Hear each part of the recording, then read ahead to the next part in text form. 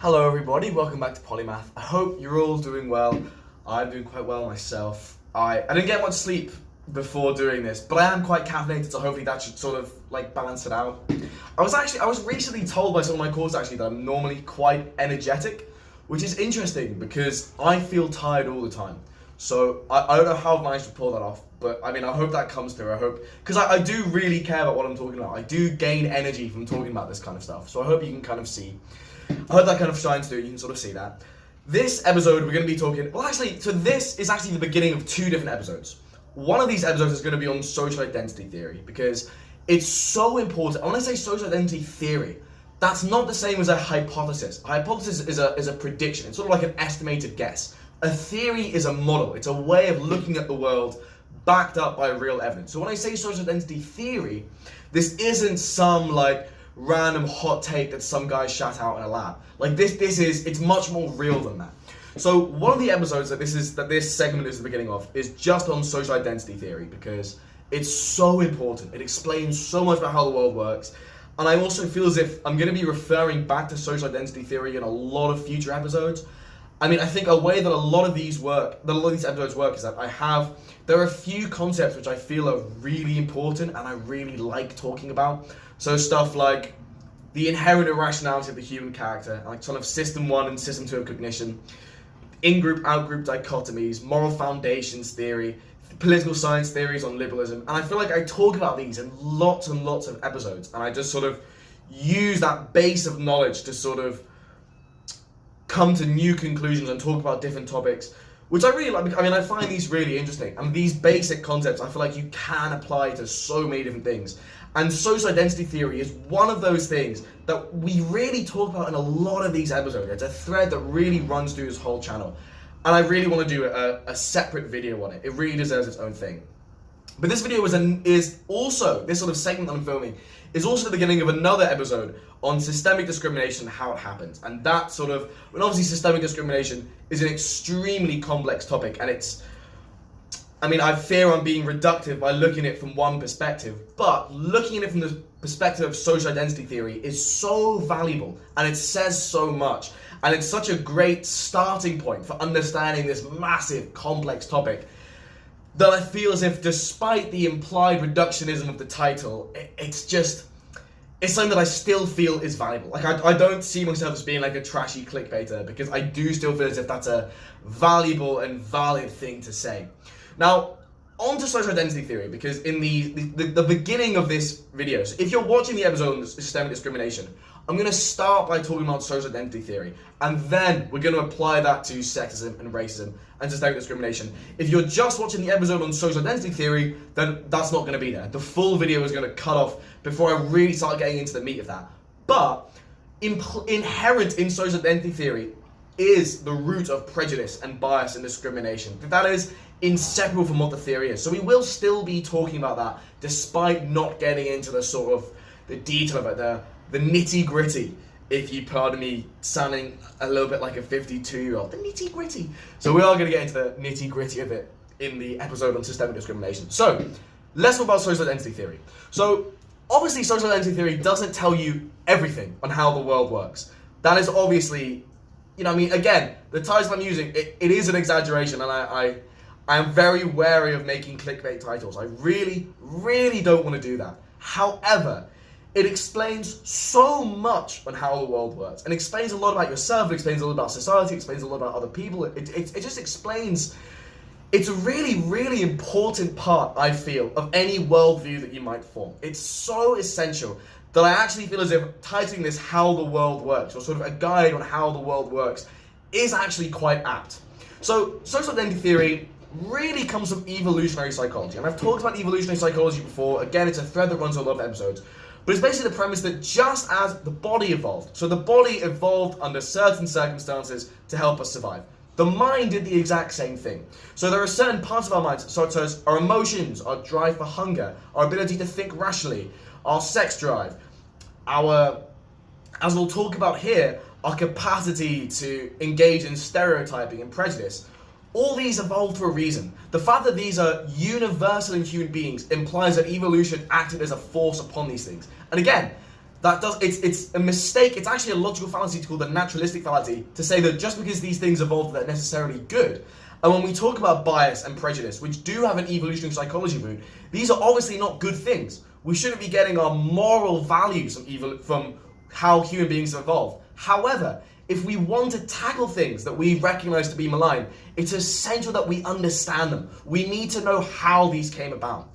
So evolutionary psychology, and also for violence and aggression, these are parts of the human condition and can be evoked under different circumstances. To study that, to understand why that evolved in human beings, is not an excuse for it. It's a necessary prerequisite to stopping it.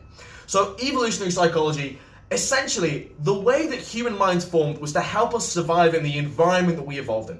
And we evolved to be hunter-gatherers in the African savannah. And the sociological conditions of hunter-gatherer societies are extremely different from modern societies. So as hunter-gatherers, you're living in groups of around 100 people max. You're living in these nomadic bands. You're traversing locations. You're in a highly physically active environment where nutrition is scarce. You're in a situation where there's no formal institutions. There's no formal laws.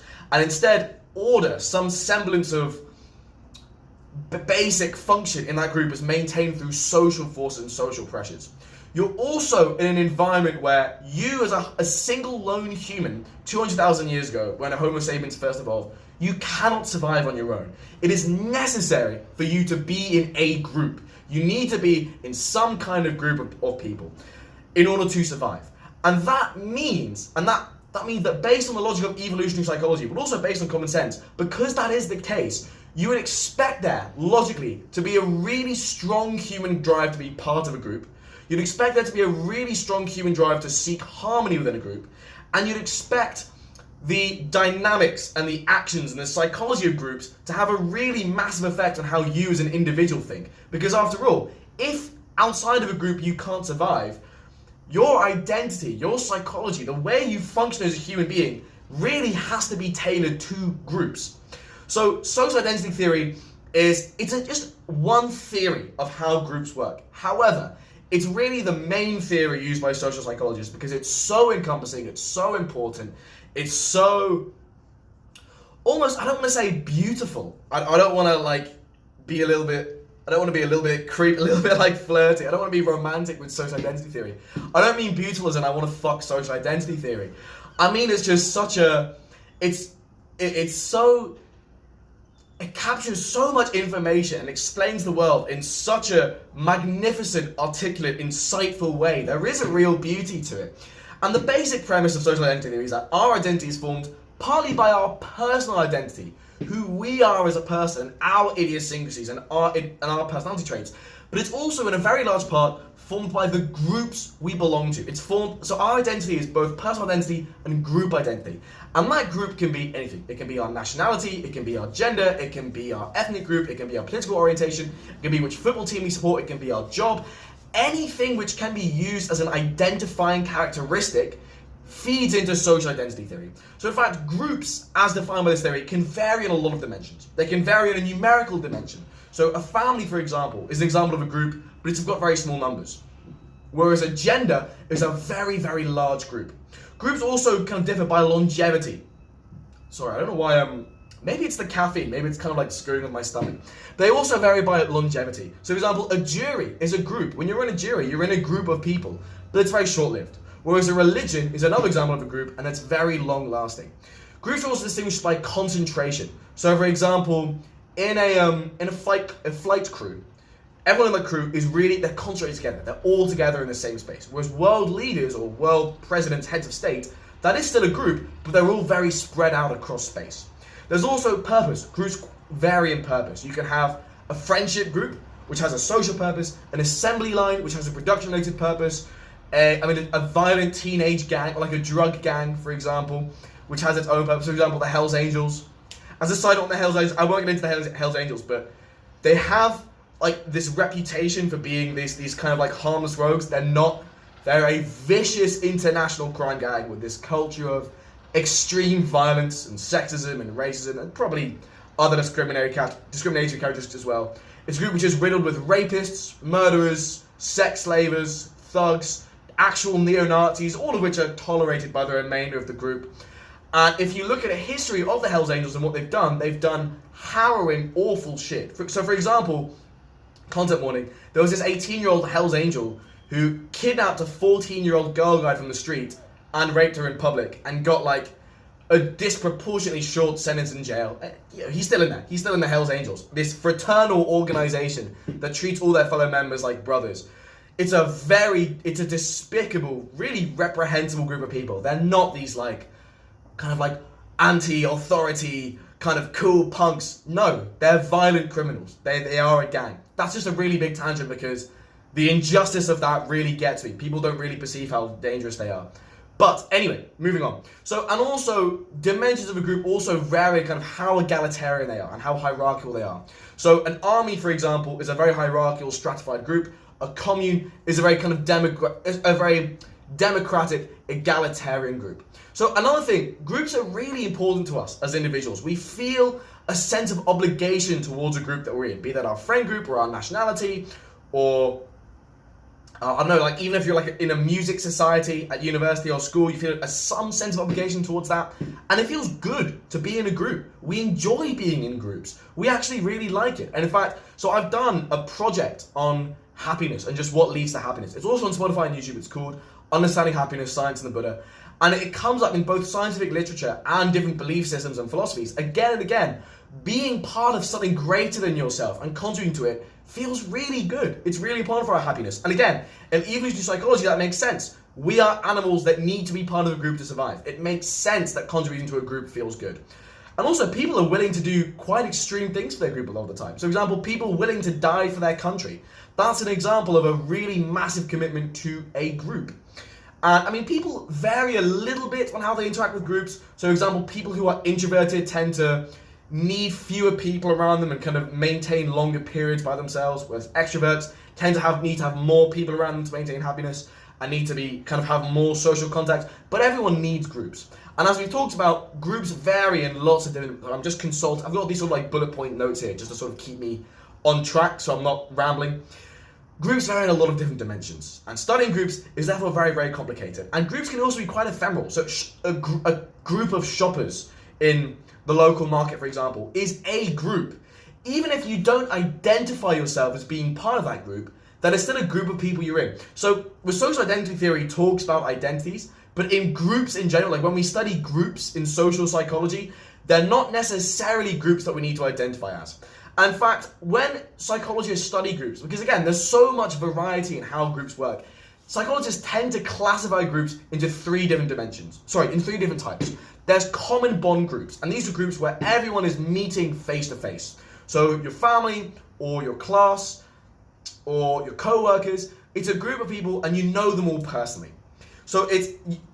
And then common identity groups are when you all share an identifying characteristic in that group, but you're never going to meet anyone in that group personally. So for example, being part of a university, or having a certain job, or being part of a certain nationality, or a certain religion, you're never going to meet all of them personally, but you still feel a sense of groupness because you share the identifying characteristic.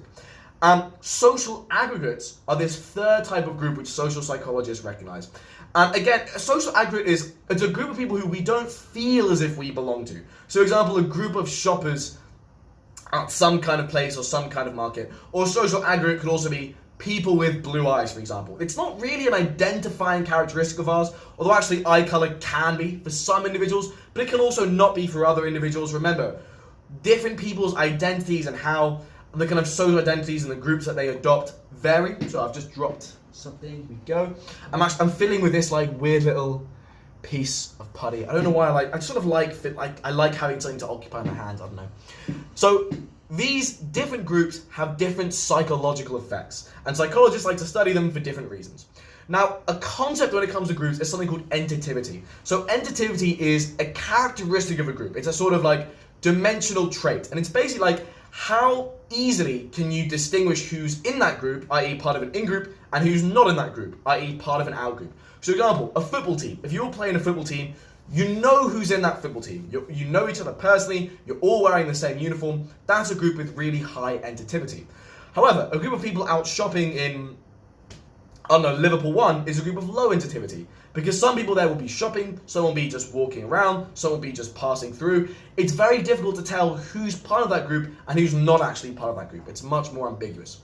Now, another kind of aspect of groups, so we have interactivity as a dimensional characteristic with which groups kind of vary amongst, but also cohesiveness is one of them as well. So as established, we like being part of a group, and it comes with, when we really feel as if we're part of a group, it comes with a very rich emotional and psychological experience. When you're part of let's say you're watching a football match and you're in the stadium and you're surrounded by people within that psychological in-group, so in the same football team as you, and you're all cheering, it feels good. You feel really connected with that group. You feel a real sense of solidarity, of sort of team spirit. And that idea, that solidarity, is captured within the concept of what psychologists call cohesiveness. So a group with a high cohesiveness, for example, is being part of a football team. Just to use that example from earlier. It has this high level of uniformity. It has a high level of support, so people know each other, they support each other. There's a high level of group action. People coordinate their actions within this group quite strongly.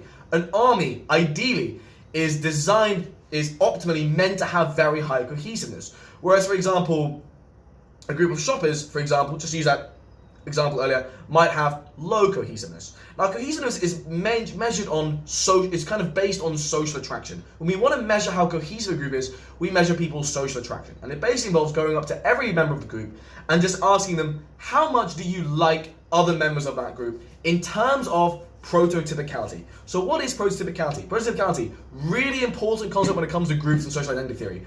Prototypicality is basically how good an exemplar you are of what it means to be a member of that group. So this varies based on the norms of a group. So in a football team, for example, the norms of that group, what's expected of you in a football team is to turn up and practice regularly, be supportive of your teammates, be a team player. So a prototypical individual is one who conforms to these norms. In a religious group, the values expected of members in a religious group are, for example, piety. So a prototypical member of that group is a high level of piety. And when you want to measure how cohesive a group is, you go to each people and you ask them how each person, and you ask them how prototypical the other members of that group are. So you basically think of someone in a certain way as some kind of characteristic. So a flatmate, a football teammate, a member of a religious community, and you think about how prototypical they are. And the norms, the characteristics associated with prototypicality vary based on the group and the identity of that group.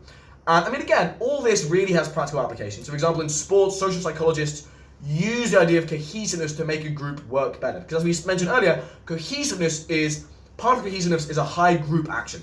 So by part and parcel, if you're increasing cohesiveness, you're increasing people's ability to work together. So for example, in elite sports teams, each individual is selected for being really, really competitive. So that can lead to what's known as an ego-involving climate. And an ego-involving climate, it's not just specific to sports teams, it's really just a general psychological atmosphere that can be present in any group. It's just when everyone in that group is competing with each other. That leads to a low group cohesiveness. In contrast, and what a sports psychologist wants to inculcate in an elite team is a task-involving climate, which basically conceptualizes everyone being important, no matter how successful they are. It's not based on competition, it's based on mutual support, it's based on everyone being a prototypical member of the group, it's based on mistakes not being something to be laughed at, but rather something to be like a learning experience and not a source of shame. And it basically it's a psychological atmosphere where if you make a mistake, you're not socially punished for it, i.e. by mockery, but it's just seen as a learning experience. And you can probably identify examples of an ego-involving climate and a task-involving climate in kind of different groups that you've been in throughout your life. So for example, if you've ever read like Adam Kay's books on being a junior doctor, or what is it called? I think it's called Trust Me, I'm a Doctor? Is that the book? I've read these books. I forget the titles of the book that Adam Kay wrote about being a junior doctor, but one of the complaints that he had was that it was a very ego-involving climate where people were socially punished for their mistakes, and that reduces group cohesivity. So groups are dynamic. They have a dynamic membership, and that dynamic membership means that as individuals join groups, they can have effects on these groups, and they're affected by these groups in turn. So for example, when people join, that kind of process of people joining a group and then being part of it and then leaving a group, you can kind of split that into 5 different stages of an individual's involvement within a group. One is investigation. You have this mutual kind of process of, shit, where'd it go? Oh, there it is. Sorry, that's really distracting. You have this process of investigation. A person is checking out the group and seeing if they want to join it. A group is checking out the person and seeing if they want to recruit them. You have socialization. The person is socializing to what's expected of them as a member of that group. They learn about the norms and values that lead to prototypicality. There's maintenance and negotiation. So someone who is now a solid member of that group is maintained as a member of that group. They're accepted within that group after they've been socialized to it. They've accepted those norms. However, if they want to change something about that group, there's a period of negotiation between the individual and the group. And that negotiation will lead to either the change that the individual wants, or it won't lead to the change that the individual wants, or to a certain extent. Stage 4, you have a period of re-socialization. So either the group becomes re-socialized to the new norms that are formed as a result of changes in that group, or the individual needs to become re-socialized because they've proposed something and they've had that kind of proposal be rejected. So they need to be made to feel contempt of that decision. And then there's this idea of remembrance. A person leaves the group and kind of remembers the group, and that group still might exert some kind of effect on that person, and that individual might exert some kind of effect on that group. And you see this process with a lot of different groups. So there's actually been research done on how this process works with violent drug gangs in the USA, and how individuals are socialized within these groups and kind of how they learn to internalize the norms of it. So when we talk about norms, that's a really key aspect of groups. Groups have norms. Norms are short for normatives. Normatives are basically the shared beliefs about how members of a group are expected to conduct themselves. So there's stuff about behaviors, mostly. So a behavior is a norm. So for example, you are part of it when you go to a lecture. I'm just using uni as an example because I'm in uni, so it just came to mind. There are certain ways you're expected to behave as a student. You're not expected to, like, when the lecturer's talking, you're not meant to be like standing up and making noises and like, I mean, even really basic stuff. Like when you just go outside, you're expected not to like pee your pants in mainstream society. That's a norm. It sounds really silly, but it's still a norm. But norms aren't just behaviors. They're also beliefs, their values, and their goals. And the whole point of a norm is that it defines group membership. Groups are defined by the specific norms that they have. A great example of this is different political groups. Different political groups, so like leftists, rightists, far-right extremists, will have different norms. And norms are useful for groups because they help kind of coordinate actions. They help people behave and do things in a similar way. So for example, in a kind of band, there are norms that you're meant to turn up on time and you're meant to practice your instrument. That helps the group function. That helps the band do better. And if you violate these group norms, that has negative social consequences. So decreased prototypicality, i.e. when you show a greater deviance from the normatives of a group, leads to either you being classed as a marginal group member. So you're still part of that group, but you're not fully accepted or valued within that group. You have a low status within that group. Or you can be ostracized from that group altogether, and you can be expelled from that in-group to an out-group. And again, when we talk about in-groups and out-groups, we're going to talk more about this later, but there's a basic human tendency to dichotomize individuals and to see them as sort of us versus them. And you see this all the time in terms of politics, religion, nationality. Everything that we're talking about is just pertaining to that process of being an in-group and an out-group. But how we define in-groups and out-groups is very fluid. It is an innate human characteristic to have in-groups and out-groups. I'll kind of explore that in a bit. This is something that exists in hunter-gatherers as well. It's not some modern invention of modern society. It is innate. However, the way that what we class as an in-group varies based on both us and also based on the situation, which we're going to explore kind of a little bit later. So sometimes norms can be counterproductive. So there was actually this research by these three guys called McNeil, Kerr, and Mavor in 2013, and they studied medical students in Australia, and they found that partying hard and like going out and having a crazy time, but also not expressing vulnerability and emotional instability were part of the norms of the group. And I mean, it led to a reduced well-being, because if you can't talk about how well you're doing, that's pretty detrimental. So a similar thing can be said with the idea of traditional masculinity. That is also a set of norms, and it's also a set of norms which, I mean, can do good things. For example, traditional masculinity values courage and sincerity and honor, and these kind of positive social effects, but it also encourages aggression and it discourages emotional vulnerability, which can have negative effects. So norms can sometimes be counterproductive. They're not chosen based on a rational perspective. Like, it's not as if a bunch of people sit down and think, right, what would maximize our happiness? Norms develop much more organically than that. Now, another really key feature of groups, they have norms, they have different dimensions, they have entity, cohesiveness, prototypicality, and norms, but they also have status differentials. Status is just sort of what people think of you. It's your reputation. And status is something that human beings think about all the time. I actually have an episode just dedicated to social status because it's really, really important. So in episode 13, we talk about why do we care so much about what other people think of us? That's because status really matters. And we evolve for status to matter. So as hunter-gatherers, for example, there's no laws in a hunter-gatherer society regulating who gets what. It's all based on social pressures and social interactions. And if you're an individual with high status, you are, for example, you're more likely to have kids. So male hunter-gatherers with higher status have more female partners. And again, if evolution is all about passing on genes to the next generation, you would expect that things that help individuals do that are strongly selected for psychologically. There's a strong psychological imperative to do that. But also individuals with high status get better food, they get more respect, they're more listened to. All of this matters in an environment where your social standing really affects how much power and influence and access to resources you have. So our sensitivity to status really matters.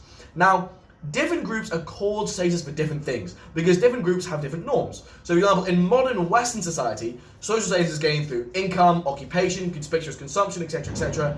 In a Franciscan monastery in the Middle Ages, social status is accorded through doing very different things and behaving in very different ways. Similarly, in ancient Roman society, social status is accorded in very different ways and according to very different values. In the music group that you might be part of where you all practice your cello, social status is accorded in very, very different ways. Now, a fact of human nature is that status makes people happy. So in the study of happiness, this is sort of well known. You might know about Maslow's hierarchy of needs, that sort of pyramid about things that people need, and it starts with like basics, physiological needs for happiness, and then it ends in self-actualization. Status is a part of that. So respect, esteem from others, really basic psychological need that all human beings desire. Now, in a group, some members will be higher status than others. And being a high status has certain advantages. So you have what's known as consensual prestige. The idea that everyone consents to the idea that you should be respected. In a group, high status members gain respect because people agree to respect them. The idea of a leader having followers, in order to be a leader, you need to have followers by definition. Also, in high status, being able to contribute ideas and assert leadership is both a reward of high status, but also an expectation. You're kind of meant to do it. Now, even in the same group, based on different contexts, what might be accorded status to varies. So in a music group, for example, when you're all practicing, the person who's really knowledgeable and really intelligent and who's really hardworking might have a really high status. But when you all go to the pub afterwards, the person who's really charismatic and has funny stories might be really high status. So status is both group dependent and situation dependent. Now, different sort of factors make you a high status. So factors that kind of contribute to having a high status within a group is assertiveness, just the personality trait of being assertive. That's not the same as being aggressive.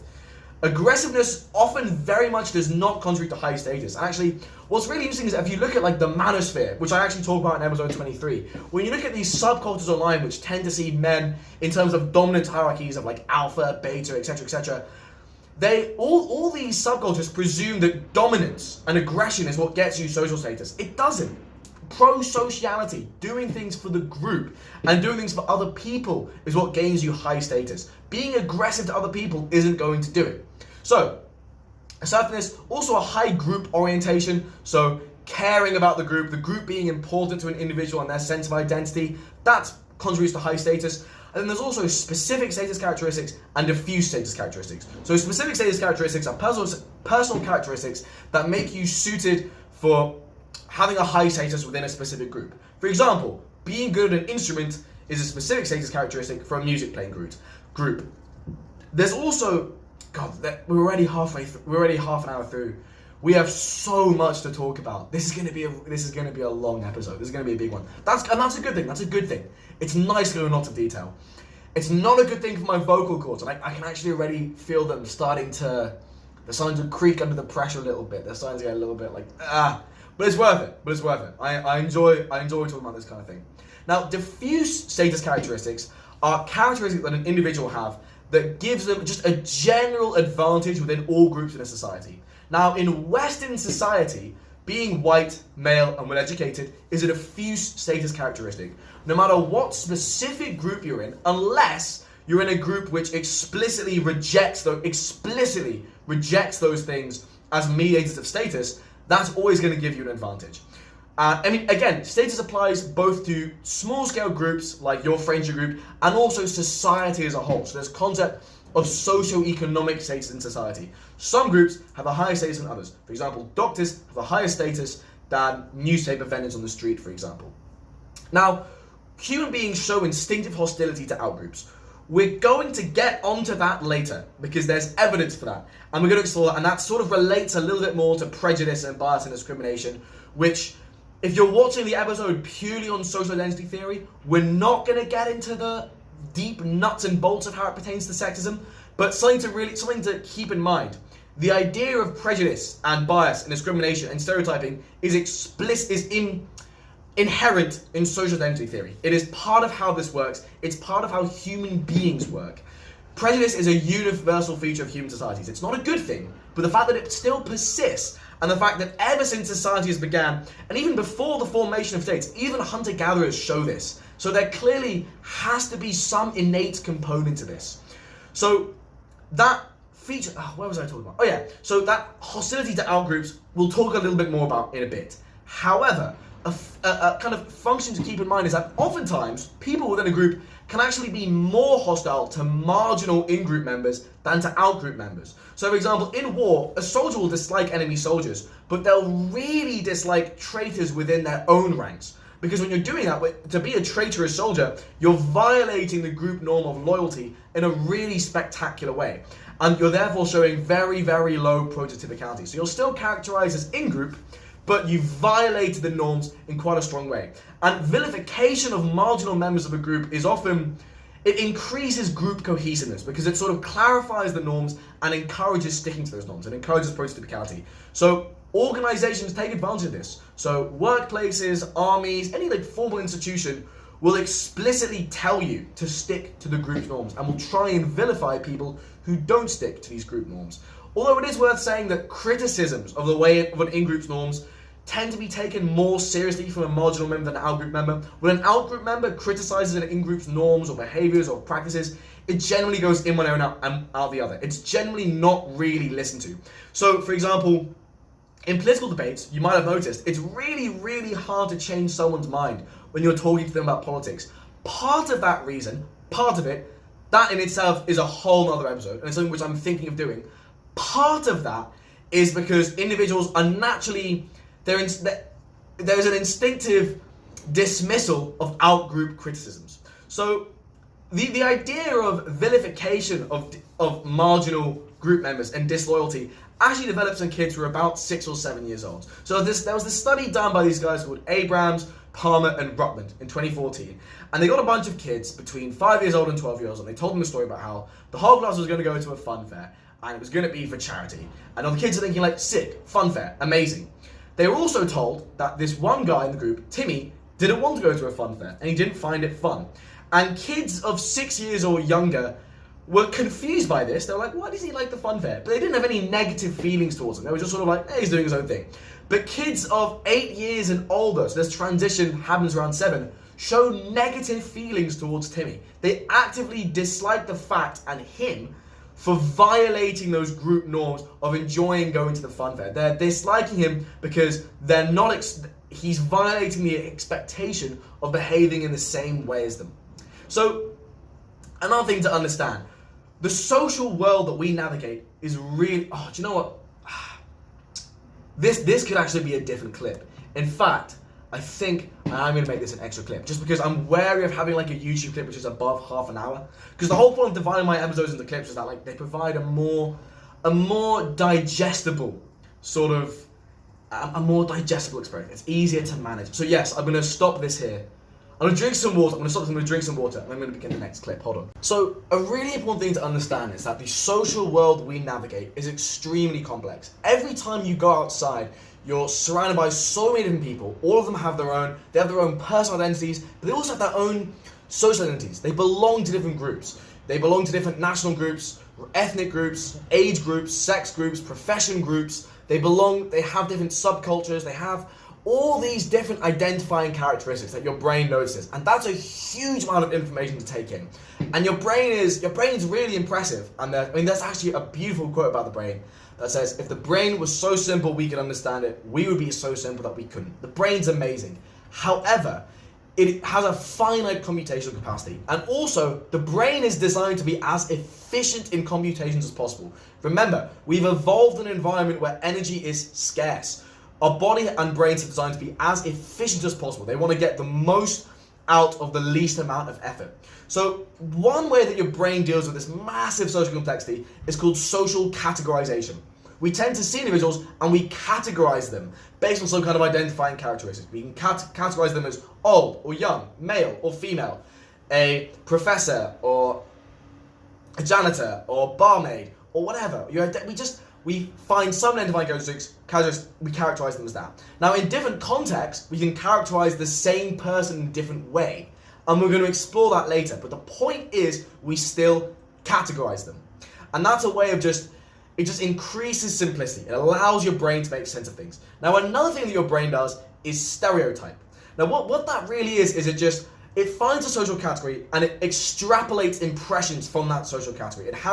Your brain has a set idea of what an individual in that social category would be like. So if I talk to you about a librarian, or an army soldier, or a professor, or a 40-year-old virgin, you have some kind of idea. Your brain will just automatically form some kind of idea of what they're like, right? Now, the reason why your brain does that, see, there's this book called Thinking Fast and Slow. You might have heard of it. It's by these guys called Kahneman and Tversky. Kahneman won a Nobel Prize. I don't know about Tversky. Kind of mean, actually, if only one of them got the prize and Tversky didn't, so sorry Tversky. But the point is, they propose something called the dual factor model, which is the way that human cognition works can be split up based on system 1 and system 2. And argues that system 1 is responsible for your kind of unconscious, innate cognition. It's stuff that happens without you even being consciously aware of it. So for example, when you do 2 plus 2, 4, you know that. That's just automatic. When you look at two objects, you automatically assess which one is closer to you. When you're walking home from work, you're just on autopilot. You know the way, so you can think about other stuff. Similarly, there's lots of different biases, such as confirmation bias, optimism bias, the snowball effect, the Pygmalion effect. We're going to explore some of these later. These are inherent in human cognition. These are part of our system 1 of cognition. System 2 of cognition is our conscious cognition. It's not necessarily rational, it's just what we're consciously aware of. So for example, when you want to do 17 times 4, that's part of your system 2 of cognition. When you're planning out a new route, when you're trying to get somewhere you've never been before, that's system 2 of cognition. Now, 95% of all the decisions you make in everyday life are part of your system 1 of cognition. They're automatic, you don't even really think of them. And that's because, again, life is so complex, your brain has evolved ways to simplify it for you. Most of what you do, you're not even conscious of. And it leads to stuff like, for example, when you walk into a room and you don't even know why you walked in there. That's because your brain's just doing stuff for you. It's attempting to simplify the cognitive world that is your life. Stereotyping arises from these system 1 processes, these unconscious processes of bias that your brain uses to simplify the social world around you. That can erupt onto your conscious intention. That can enter your system 2 of cognition. That does not necessarily mean that you recognize it to be irrational and a stereotype. Many people hold and believe in stereotypes. So system 2 is not necessarily this foil to system 1, but they work in different ways. Now again, I am not saying that stereotyping is good. In fact, as we're going to explore later in this episode, it actually leads to a huge amount of suffering and harm. The point is, there is some innate human capacity to do that, and we can explain it in evolutionary psychology terms. We've evolved to think quickly and simplify the social world around us. Now again, that does not mean that it's good to do so. That is in fact a logical fallacy called the naturalistic fallacy. What is natural is not necessarily good. And in fact, nature is brutal. Like, I don't know if you've ever watched a nature documentary. Nature is ass. You do not want to be chilling in nature. Evolution designs games and situations which are full of suffering that we should try and mitigate. However, it is also a fact that prejudice and bias and discrimination have been a universal feature in all human societies. Hunter-gatherer societies display bias and discrimination to the point where they will openly describe neighboring tribes as not humans. State societies emerging from the 4th millennium BC up until really World War II openly practiced this and normalized it and endorsed it. So, for example, in the 1930s, being racist was not a taboo in Western society. That's really, really recent. This, and we kind of explore this a bit more in episode 20, where I talk about what it was like to live in the past. The normalization of seeing people in terms of in-groups and out-groups, and prejudice against out-groups and discrimination against marginalised groups has been part and parcel of human society, or human states rather, for basically 99% of its history, which sucks, and it's awful. And you want to stop that, but in order to stop that, we need to understand where it comes from. So stereotyping, it's worth kind of asking what actually is a stereotype. So a stereotype is an example of what's known as a schema. So I've kind of talked about how our brain likes to simplify things, because otherwise it would just be, there's so much cognition involved in just navigating daily life. Your brain does a lot of it automatically. So you can think of the brain like a filing cabinet, and in each file is a schema. So a schema is a sort of, to use a technical definition from these guys called Hogg and Vaughan in 2008, a schema is a set of interrelated cognitions, thoughts, beliefs, attitudes that allow us quickly to make sense of a person, situation, event, or place on the basis of limited information. Certain cues activate a schema. The schema then fills in missing details. So a stereotype is an example of a schema. So for example, you see a librarian, right? You don't know anything about that actual person. However, it fits in with a schema that your brain has constructed of what a librarian is, what they do, and what they're like, and what their characteristics are. So we can see that schemas are designed by society. And when we look at prejudice, bias, and discrimination, it's not all innate evolutionary psychology mechanisms. Sociology, i.e. the value of society, plays a big role, and the value of other people and the kind of life that we live and the environment we grow up in plays a big role, and we will explore that. It's just important to make clear that there is an innate root of this, and the proof of that is that all societies that we know of since Homo sapiens evolved have practiced this to an extent, and it also makes sense with our view on human cognition. So a stereotype is an example of a schema. So other schemas in the context of social identity theory could be student, lecturer, Englishman, Frenchman. All these are schemas, and they're activated when they come up in the social world. So and actually you can test this in a lab, for example. So if you show people in a lab a picture of a student, and then you show them a second object and you ask them to identify it, they will identify it faster if the second object fits in with that schema of a student. So if you show them a laptop, they respond more quickly. They identify it more quickly than if you show them a picture of a fire engine. So that method actually is known as the implicit association test in psychology. But it just illustrates the point. Schemas are cognitive shortcuts that we do. Now, a schema is actually a really broad category. It's not just stereotypes. So schemas can be scripts, for example. So a script is just how we behave in certain situations. So when you walk into a fancy restaurant, for example, or, that's a bit of a classist example, really. Maybe you're not walking into a fancy restaurant. If you walk into a library, for example, there is a script on how you're meant to behave. You're meant to be quiet, you're meant to be respectful, you're not meant to jump up and down the tables and start peeing on the floor. To use an extreme example, that's a script. It's a way you're expected to behave. That is another example of a schema. It's a file within that mental filing cabinet. We also have self-schemas. We have a schema on what we're like, we have a schema on what we ideally want to be, and we have a schema of what we feel as if we should be. We have a schema on the sort of minimal acceptable conduct for us in all situations. We also have schemas about other people. You'll have a schema about your best mate, you'll have a schema about your mum, about your dad, you'll have a schema about the current Prime Minister of the United Kingdom. So schema is a really, really broad category. It's not all about stereotypes, but it can be a stereotype. And what's interesting is that if we're in a group, so for example, let's say you're in a national group, your understanding of that group's norms and behaviors and practices tends to be very complex and nuanced and rich. But there's so many other groups. So when it comes to other groups, when it comes to understanding how out-groups work, so nationalism is a really great example of this in-group, out-group dichotomy. If you're a nationalistic Englishman, you'll have a very rich idea of your own group. However, when it comes to other groups, such as the French nationality, Spanish, German, etc., that's a lot of information because there are so many groups. So your brain does this little shortcut of just reducing. It reduces each group to a much simpler schema than your group. It essentially reduces it to a schema that's so simple that it can be called a stereotype. It gives you a very reductive understanding of the norms and values and attitudes of the group.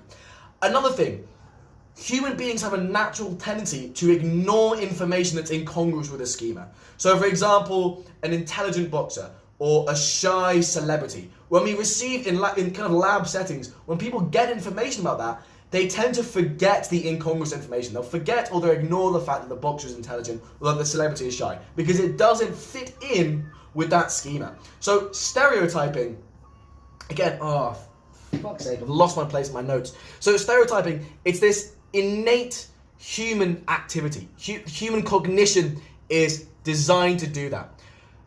I think, yes, that is... No, actually, I'll say a little bit more just for this clip on like stereotyping and what a stereotype actually is. So, no, actually, I'm going to make this clip about stereotypes and what a stereotype actually is. I'm going to leave it there. Yes. Okay, so, our identity as human beings is both personal and social. The way that we conceptualize ourselves is both on a personal level. So we have an idea of our idiosyncrasies, our personal traits, the things which are unique to us. And we also see ourselves in terms of social identity, what groups we're part of, what identifying characteristics we have. And human beings switch from these things. They switch from personal to social identity based on the circumstance. And in extreme cases, social identity can be used to transcend the personal identity. So for example, martyrdom is a classic example of social identity transcending the personal identity and getting people to do stuff that is bad and is negative for them in terms of their personal identity, but is positive for them in terms of their social identity, because it forwards the roles of the group and it assures the individual ultimate prototypicality and it assures them a legacy within that group. And legacy, again, another basic human want. People want to be remembered and to be remembered with respect. So with social identity, however, social identity frames. So the way that we see our own social identity in any given situation is dynamic. They change. So, and it changes based on the immediate social environment that you're in. So for example, let's say you're a psychologist, right? Just using the example of psychology. And you walk into the kitchen of your university faculty and a sociology walks in. You see yourself, your identifying characteristic there is psychologist. And your brain creates this in-group of psychologists and this out-group of, so let's say a sociologist walks in, a sociologist. You have this us versus them dichotomy. Now, imagine a humanities professor then walks into not the faculty kitchen, the staff kitchen, or whatever.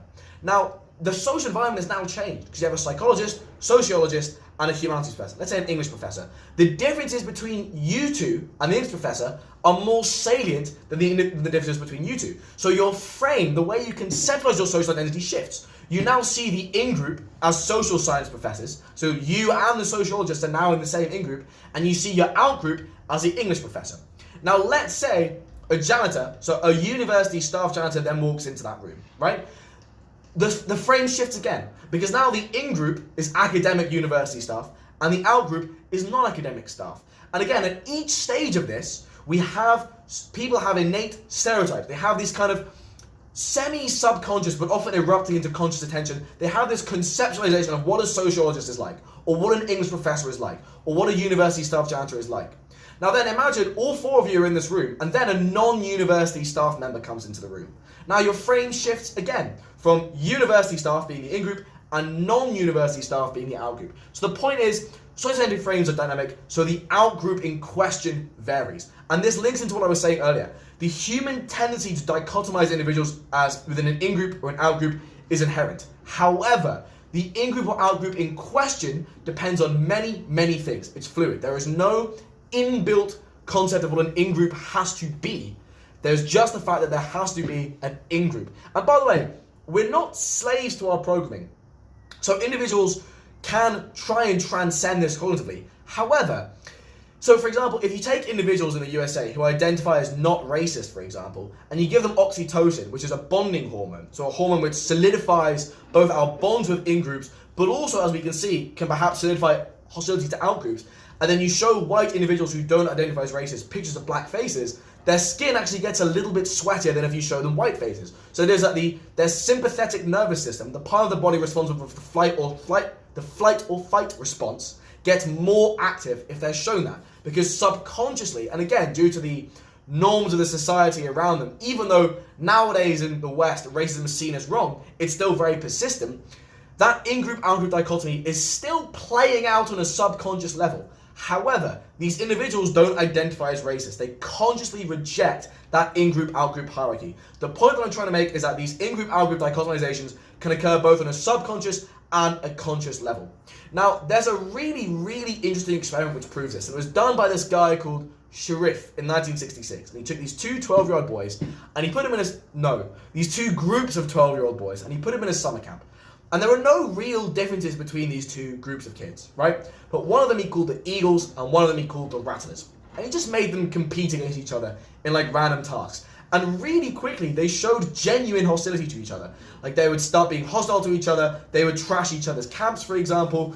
They showed like this tendency to show loyalty to an in-group and hostility to an out-group really began to express itself very quickly. However, he was able to get them to get along with each other again by giving them a superordinate goal. So he made both of them, I think, like a car was stuck in a ditch or something, like they had to move a car and they had to work together to do it. And by doing so, he changed their social identity frame. Because now, if you're an eagle and you're working on a common task with the rattlers, your in-group changes to eagles and rattlers because you're working on a common task. You actually see this with warfare as well, just to give a more kind of real world, more high stakes example. So for example, the Allies during World War II, the USA and the USSR, or Britain and the USSR, were very antagonistic beforehand. So Britain actually intervened in the Russian Civil War to try and overthrow the Bolsheviks. However, in World War II, the hostility between them was decreased because in some extent, and again, there was obviously still hostility between the Western powers and the USSR during World War II, but that was lessened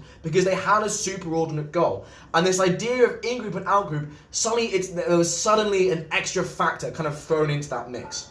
So again, Winston Churchill, for example, would have still seen Stalin as a member of an out-group. However, again, social identity frames are dynamic. The frames which are more important to us, the characteristics which are more salient, vary based on circumstances. There was another study which demonstrates this really, really well, this kind of basic tendency towards out-group hostility. And it's called the minimal group study. It's by this researcher called Tajfel in 1971. So Tajfel wanted to see at what point did intergroup hostility emerge. So he decided to take two groups of people and he decided to increase the differences between these people until this in-group, out-group hostility emerged. And what he found was that this hostility emerged way earlier than he expected, because he expected that groups would have to have like a meaningful difference before this happened. But he found instead that even if you just randomly allocate groups, they still show out-group hostility. So what he did was he randomly allocated groups and he said to them, listen, members in each group, he said, listen, I'm going to give some points to members in your group. I'm going to give some points to members in your other group. And I'm going to let you choose a distribution of points. So either you can have 4 and they can have 3.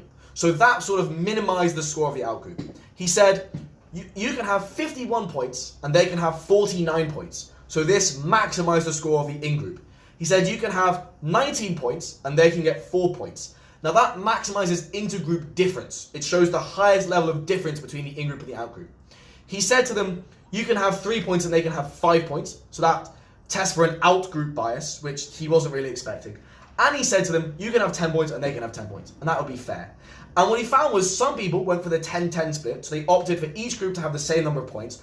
But loads of them actually, or like another really high group, much higher than the others, was the 19-4 split. Which is interesting because he expected people to favor their in-group. But the key insight is that they didn't go for 51-49, which would have given them the highest number of points. They went for 19-4, which gave them a lower number of points than otherwise, but which maximized the differences within groups. And this tells us a really, really important thing about intergroup conflict and outgroup hostility. People don't just desire to maximize their in-group resources or score. They want to maximize the differences between the outgroup and the in-group.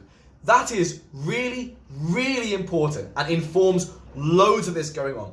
Because people not only want to be part of a group, but they want to be part of a superior group. Now this gives rise to the idea of optimal distinctiveness. People want to be in a group that's distinct from other groups, but they want to be in a group which hierarchically is at the top of the hierarchy of groups and which is as distant from other members as possible. They want to have as high an intergroup difference as possible. This is really, really important, and it also feeds into another important point. In society, there are lots and lots of groups. Racial groups, gender groups, age groups, etc., etc. These groups can, and often are, arranged hierarchically. So for example, for nationality, in international discourse, for example, there is an instinctive human need to have your in-group be superior to out-groups. So if an important in-group characteristic for you is nationality, you're going to feel a subconscious tug to assert your superiority towards other nationalities. Now, again, that's not necessarily the case, but you might reject that consciously. And it might be that, so you may reject that consciously, is what I mean to say. But again, for the vast majority of human history, people did not reject it consciously. They explicitly conceptualized their nationality as superior to other groups. And even if you do reject it consciously, you still overcome an inherent drive to arrange groups in a hierarchical order. So for example, let's say you're an American, right? Now, you want to be at the top of a hierarchy based on national identity. So the way that you might do that is by constructing in your head an international hierarchy based on wealth. The USA is the wealthiest society in the world, although actually by GDP, in purchasing power parity, it's now China, and in the future it's expected to be China, but currently it's the USA. So if you want to conceptualize yourself as belonging to this superior group, you might construct this hierarchy in your head of nationalities based on national groups, right? Now let's say, for example, you're a Mexican. You also want to be at the top of the hierarchy that you construct in your own head because that feels good. There is inherent human need to do that. It feels good to be at the top of the tree. It feels bad to be lower down in their hierarchy. So again, just as people inherently desire social status, that doesn't just apply to individuals within groups, that applies to groups in an intergroup setting. So let's say you're Mexican, for example. Now, if you conceptualize what delineates your superiority as a nationality in terms of wealth, you don't come off looking too good on that. So what you might do instead is redefine this hierarchy as, say, family values or adherence to family values and cultural warmth. Then you come out higher than the USA or the UK or China, for example. You're at the top of that hierarchy. Even though on a wealth-based national hierarchy, you don't come off that way. And again, I'm not saying that hierarchization of social groups is a good thing. As we're going to explore, it leads to a lot of problems. But what I'm trying to do is explain the psychological root of these things such as nationalism and bias and discrimination. We're going to get more onto that. We're going to give a big review of all these kind of different factors that cause bias and discrimination. We're just glossing over now. I'm just teasing you. This is just a foreplay for bias and discrimination. But the point is, I just want you to have this in mind throughout the whole episode, because it's something that pervades the whole notion of social identity theory. It has really big implications. So the reason why we do this, we socially identify because it's a source of self-esteem. It's a form of self-enhancement. We can conceptualize ourselves as belonging to a group which has a high status. People want status, so people have a natural inclination to do that.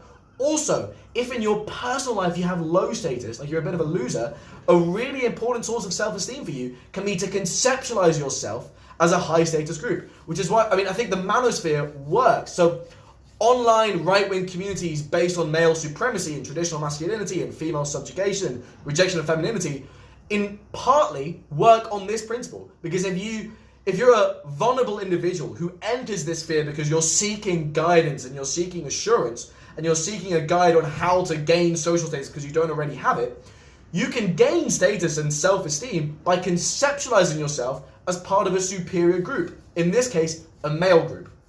Now, another reason why people socially identify themselves in certain ways and identify themselves in hierarchies is for uncertainty reduction. Human beings do not like uncertainty. Now, human beings have different levels of tolerance for uncertainty and ambiguity. And as I think I've explored in previous episodes, and I think I'm going to explore in later in this one, if you're watching the episode on systemic discrimination, different political orientations display it's correlated with higher dislike for ambiguity and uncertainty. However, in general, we don't like uncertainty. So by categorizing individuals and by categorizing us and by knowing where we stand in society, that feels good. Even if we want to change the hierarchy that is currently existing, even if we want to so some individuals want to get rid of hierarchies altogether. Many individuals, however, they might seek a more equitable hierarchy, or they might seek a hierarchy that's not based on race or sex or age. For example, but individuals still like to know where they stand in a society. And many individuals will actually have traits which they see as hierarchical. So for example, family values, or even weight, so BMI, or prototypicality to whatever set of values you choose to, whatever, for example, a political orientation. But that's still a hierarchy. As long as you identify some characteristic, you can still categorize people on where they stand in that, and you can therefore hierarchize those individuals. So, individuals want to ascend hierarchies. They want to improve their status. They want to ascend in a hierarchy. And if you have permeable boundaries for hierarchies, so for example, in Western societies and socioeconomic status is permeable. It's in reality, it's difficult, and that's a very large strain in economics, the fact that without economic regulation, actual social mobility is very hard. And in fact, if you look at more economically right-wing, so more economically deregulated societies in the USA, they do show lower social mobilities than more economically regulated societies like Scandinavia, for example, but it is still legally possible to do so. And because it's possible to do so, many people who are working class in the USA, for example, don't focus on changing the hierarchy or introducing some kind of societal reform to make society more equitable or to make social mobility easier. They focus on ascending the hierarchy because those boundaries are still permeable.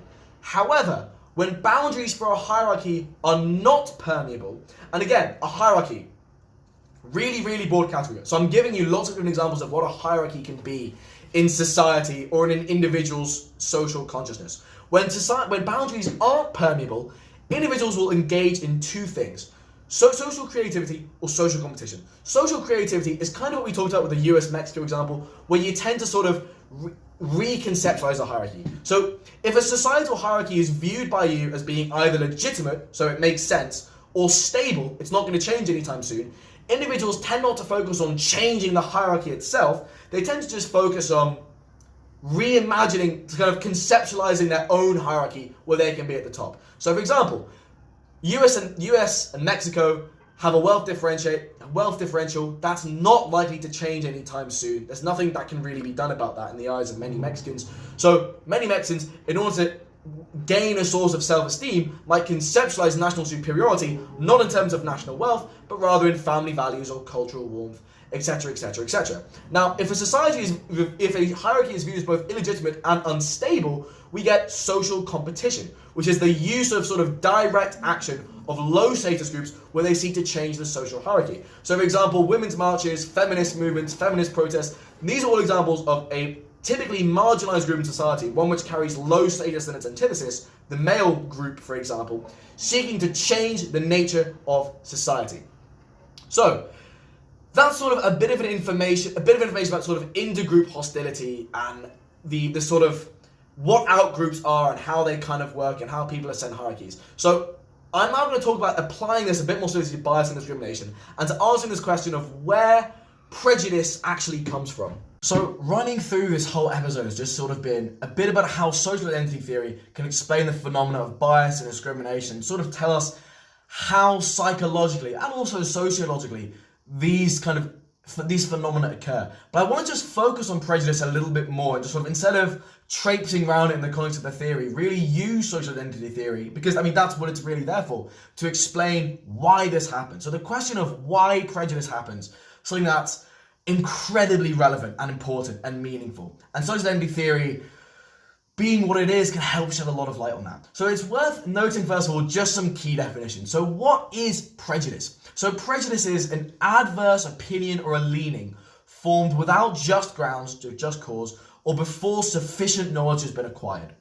A stereotype, which we've kind of talked about before earlier, is a standardized mental picture that is held in common by members of a group, and that represents an oversimplified opinion, prejudiced attitude, or uncritical judgment. Now again, stereotypes, they're also held by individuals.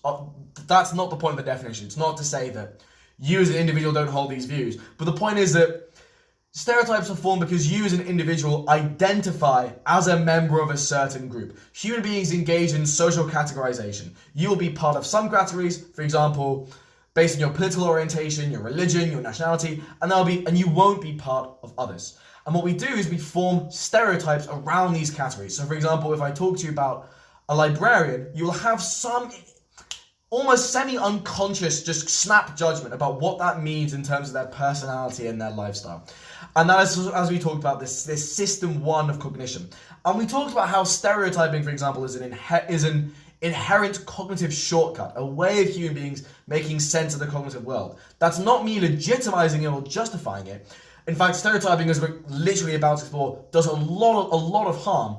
However, if we want to stop an adverse phenomenon, we need to understand where it comes from, and we need to be honest with where it comes from. And if we tell ourselves that just because we don't want something to be the case, it isn't the case, that is a logical fallacy. It's called the moralistic fallacy. Similarly, if we tell ourselves that just because something exists in nature, for example, the human propensity to stereotype, it's automatically a good thing, that's another logical fallacy, the naturalistic fallacy. We can develop our own standards of right and wrong without saying, well, this is in nature, so it's right. So, for example, nature, for example, is brutal. Some scientists have actually described evolution as an evil or an immoral process. I mean, I wouldn't say it's immoral because it's not sentient, but it's certainly an amoral process. Now, prejudice, by the way, is a thing that we have. A stereotype is something that we absorb. And all of these things are both, I've talked about these as innate psychological forces. They also, of course, come from the environment that we live in.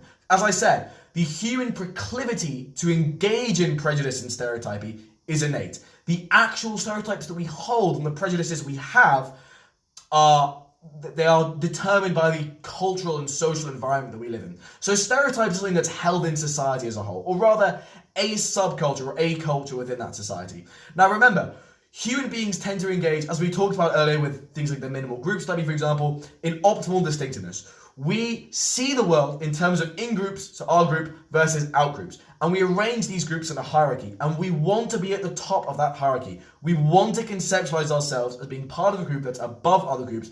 And we want to maximize intergroup differences. So that tendency to maximize intergroup differences, that desire to do so, leads to hierarchies. Stereotypes are very important in social categorization and the formation of that hierarchy. Now, stereotypes are notoriously hard to change. If you try to have a discussion about this with some people, you'll notice that it's really difficult to shift. Prejudice and stereotypes are hard. One of the reasons why stereotypes are hard to change is because, again, it's your brain's way of simplifying this massively complex social environment around you. Because you meet so many people, and each person is so rich. Oh, I just got a bit of spit on my laptop screen. That's grim. Let's just get that off real quick. Ugh. Sorry. Obviously, I know that's of no import to you because it's not on the camera, but it feels... I don't want to spit on you guys. It feels wrong. Anyway, so stereotypes, hard to say because, again, the social reality is really, really complex. You meet so many people, they all have their own distinct personal identities and all these social identities that they belong to. Stereotypes are how your brain simplifies that. They're these cognitive shortcuts. Now, stereotypes are perpetuated psychologically both by yourself. So, for example, confirmation bias is a really big part of this. You form a stereotype around someone, and confirmation bias is a really well-known psychological effect where information that fits with our pre-existing beliefs, we tend to see as much more valid and much more salient. We pay more attention to it.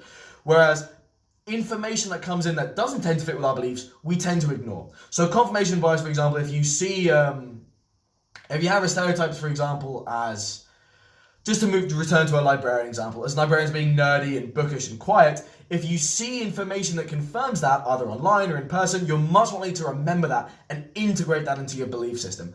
By the way, this applies to any, like politics, religion, nationality, all the stuff that causes real suffering and real problems. These biases apply as well.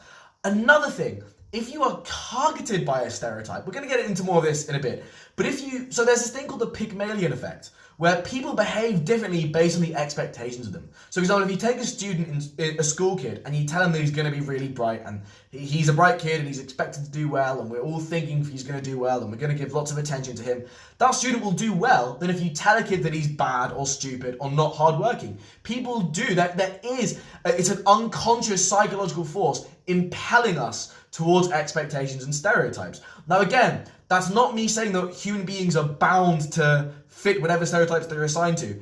It's just saying that there is some kind of impellence in that regard, and we're going to be looking at further studies kind of exploring that. That's not saying that it's a good thing, it's just we need to grapple with the unfortunate consequences of our system one of cognition. So, an example of this, by the way, is the halo effect. Now, the halo effect is, let me rewind. An example of stereotyping and how our brain uses stereotyping as a cognitive shortcut and as a way of extrapolating information from someone is the halo effect. So the halo effect it's often applied to physical attractiveness, but it's not that specifically. So just to give an example, there was this researcher called Solomon Asch. In 1946, he did this experiment where he gave a bunch of people characteristics about a fictional human being, and he found something called the primacy effect. So the characteristic that they were given first tended to really inform their future opinions of them. It tended to, as soon as they were given an initial characteristic of someone, people extrapolated from that characteristic what that human being would be like. So for example, if the first characteristic a participant got about someone was that they were hardworking, they tended to form this idea of like this kind of sober, stoic, sort of diligent, temperate person. If the first characteristic they got was that they were funny, they tend to get this idea of like this kind of easygoing, happy-go-lucky, sanguine kind of person, literally just based on the first word that they were given. And what this refers to is something called the halo effect, which is basically that the first characteristic that we receive about someone. So if we receive a positive characteristic about someone, so halo referring kind of reference to biblical angelic iconography, if the first thing we hear about someone is positive, then due to the primacy effect, then we're likely to extrapolate that and see that person in a much more positive way, even when that's not justified. So the halo effect is often applied to physical appearance because often when we first look at someone, when we first meet someone, the first information our brain receives about them is their physical appearance. And as a result of that, our brain sort of extrapolates from that. It engages in this cognitive shortcut where it creates an idea of what this person is like, even when it just fills in gaps, even when you don't have the information to do that. So an example of this, for example, it's very clumsy of me, but tall height in Western societies in men is often seen as a good thing. Individuals class that psychologically as good. And there's been lots of research showing that taller men in job interviews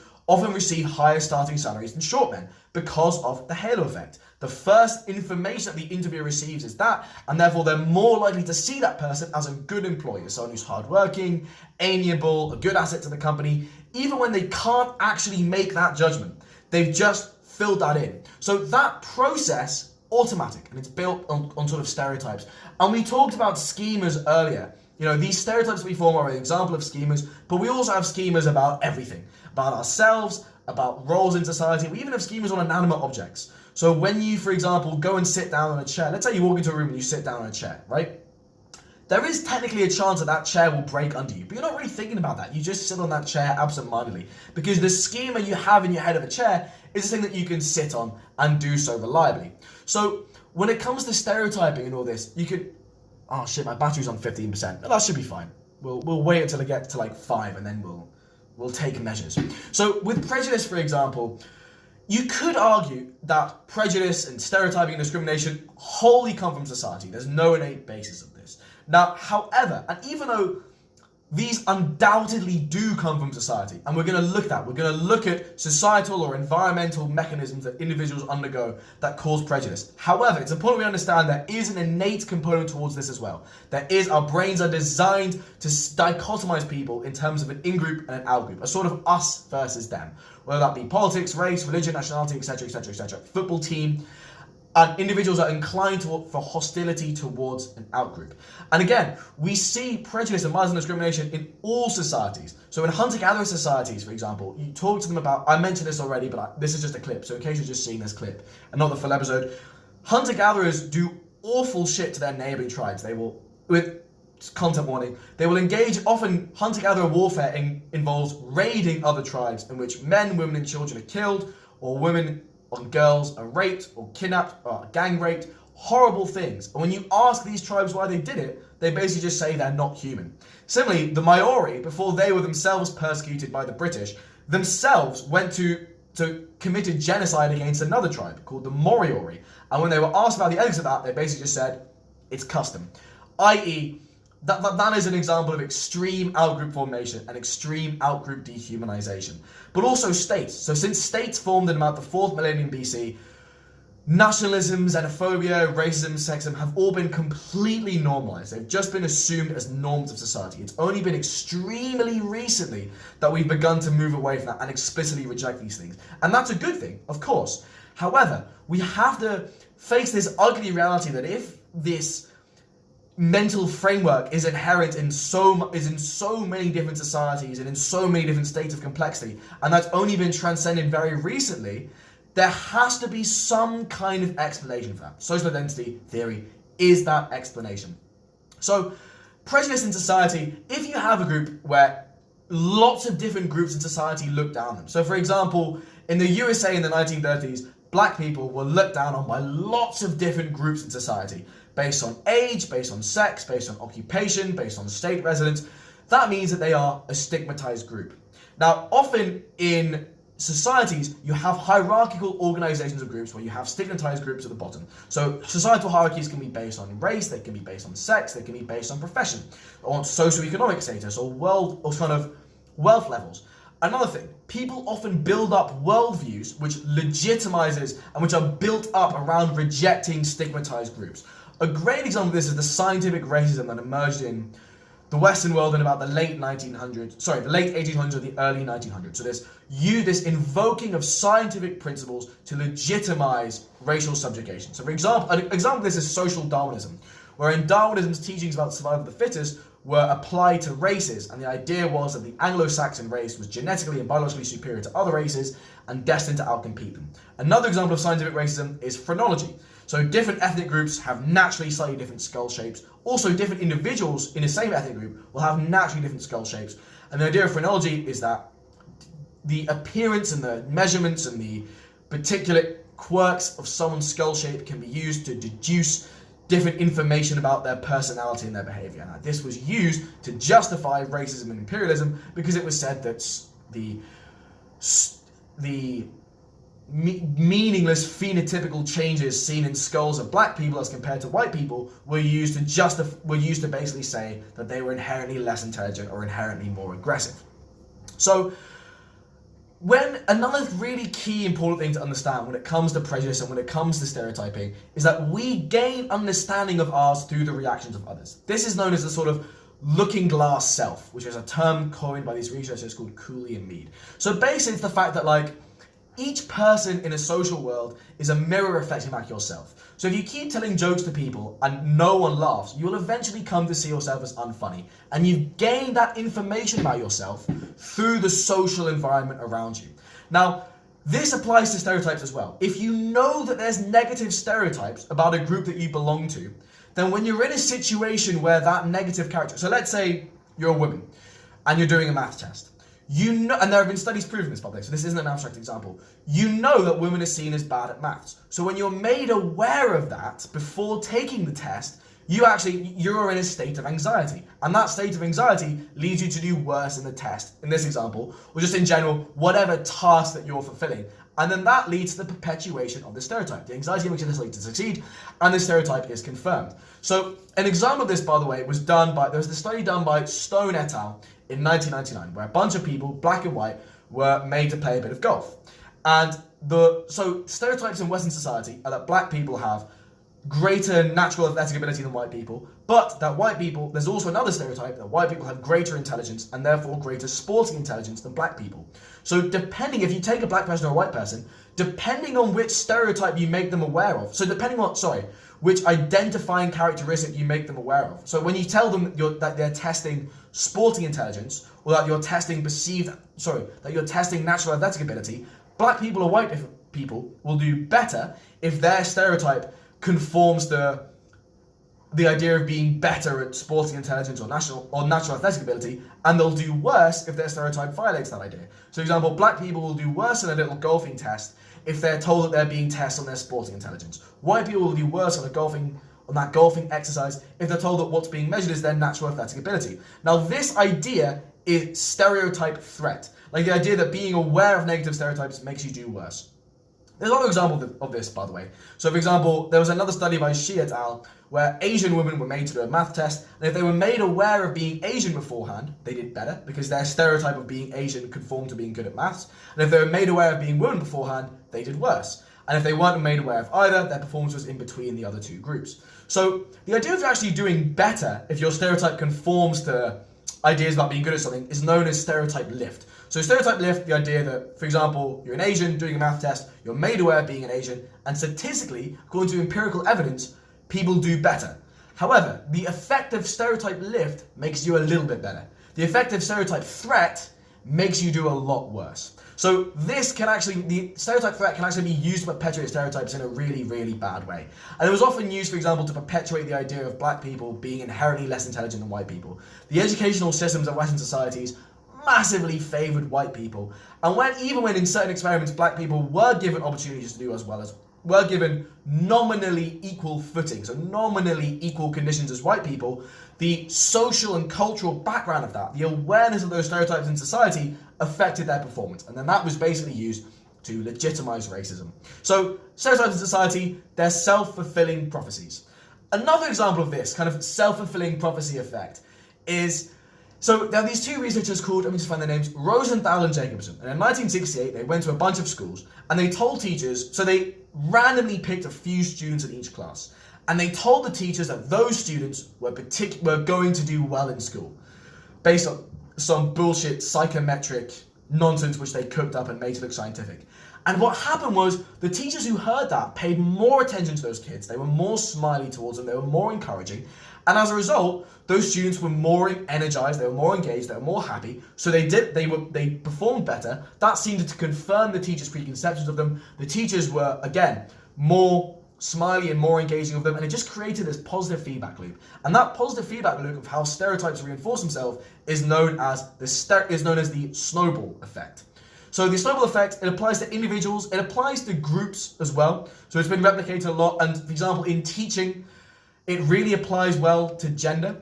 So if people in a school setting are told that women are bad at maths, for example, or that maths isn't like a feminine subject, women tend to be less engaged in it and will therefore perform worse in it. So stereotypes, a lot of their sticking power comes from the fact that psychologically they're actually self-fulfilling, which is really quite vastly counterproductive. So I mean, and it's also a little bit difficult in modern society to measure people's prejudices and biases, because it's no longer seen as socially acceptable to be a racist or a sexist in modern Western society. Which again, and I really recommend looking at episode 20, which is just my video on what it's like to live in the past. That is a massive anomaly in human history. So even as far back even as recently as the 1950s, if a psychologist wanted to assess whether someone was racist or sexist, they just ask them, because people would be much more overt about discriminatory tendencies.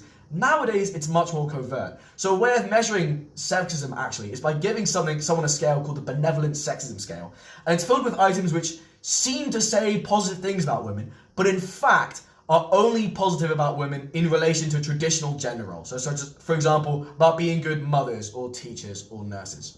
So all of this really comes down to the idea of why are human beings prejudiced? Why do we show this? Now, omnivores in general, so for example, rats or monkeys, show neophilia and neophobia. Neo is a prefix referring to new, philia is the suffix referring to liking something, phobia is the suffix referring to being afraid of something. So when omnivores like rats and monkeys are shown new phenomena, they tend to be both interested in them, but also a bit scared of them. Humans, as omnivores, kind of work the same way on a social basis. When it comes to other social groups, we are interested in them. It's something that we pay attention to as human beings, but we're often quite scared of new things. And this can be mitigated, for example, through the exposure effect, where just mere familiarity with stuff makes you a bit less prejudiced. So we've talked about the kind of innate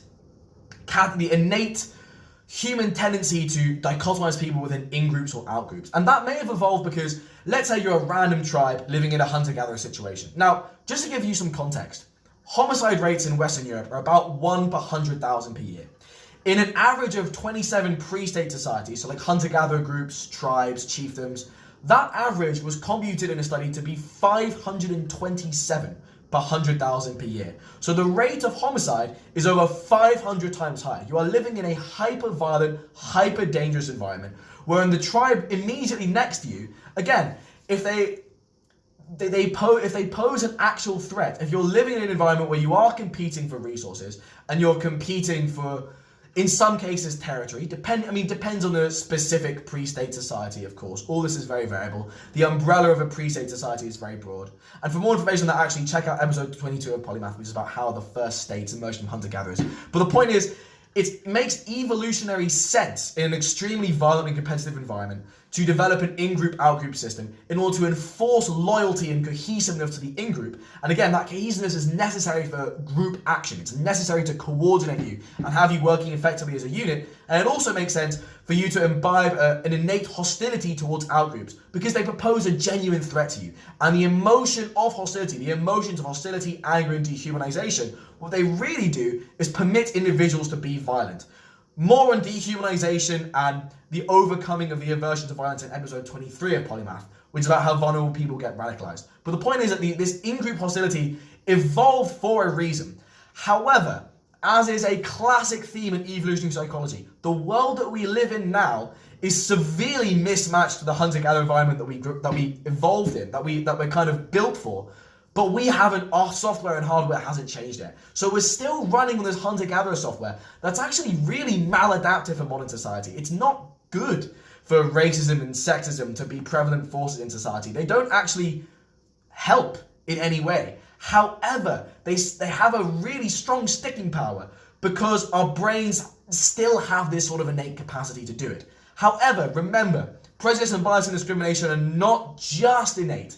They're also based on the kind of environment that you grow up in. So for example, modeling. So young kids imbibe stereotypes and prejudices at quite a young age. So modeling is the idea of little kids seeking to imitate their parents because, again, people learn how to behave in society from from other individuals who they seek to emulate. So Bandura, for example, this famous psychologist, came up with a theory called social learning theory, which basically means that stuff like aggression, for example, is learned by individuals through mimicking or through emulating other people. Now that is a very oversimplistic theory of aggression, and that's not at all the full story. So again, listen to episode 23 if you want a little bit more about that.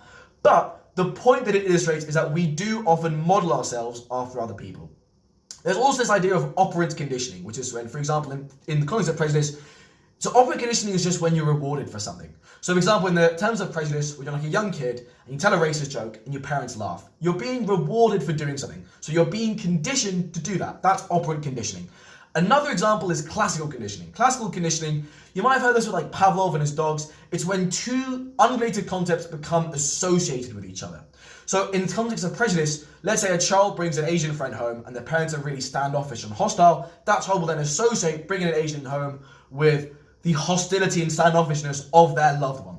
So that is sort of how some of the environmental means by which prejudices are sort of perpetuated. And of course, human beings, the value systems of human beings are imbibed partly by individual factors, such as their genes and the environment that they grow up, and partly by societal factors. So the range of opinions that's available in a certain society. And we explore this a little bit more in episode 18. I'm just debating, okay, I will keep this as part of the same clip.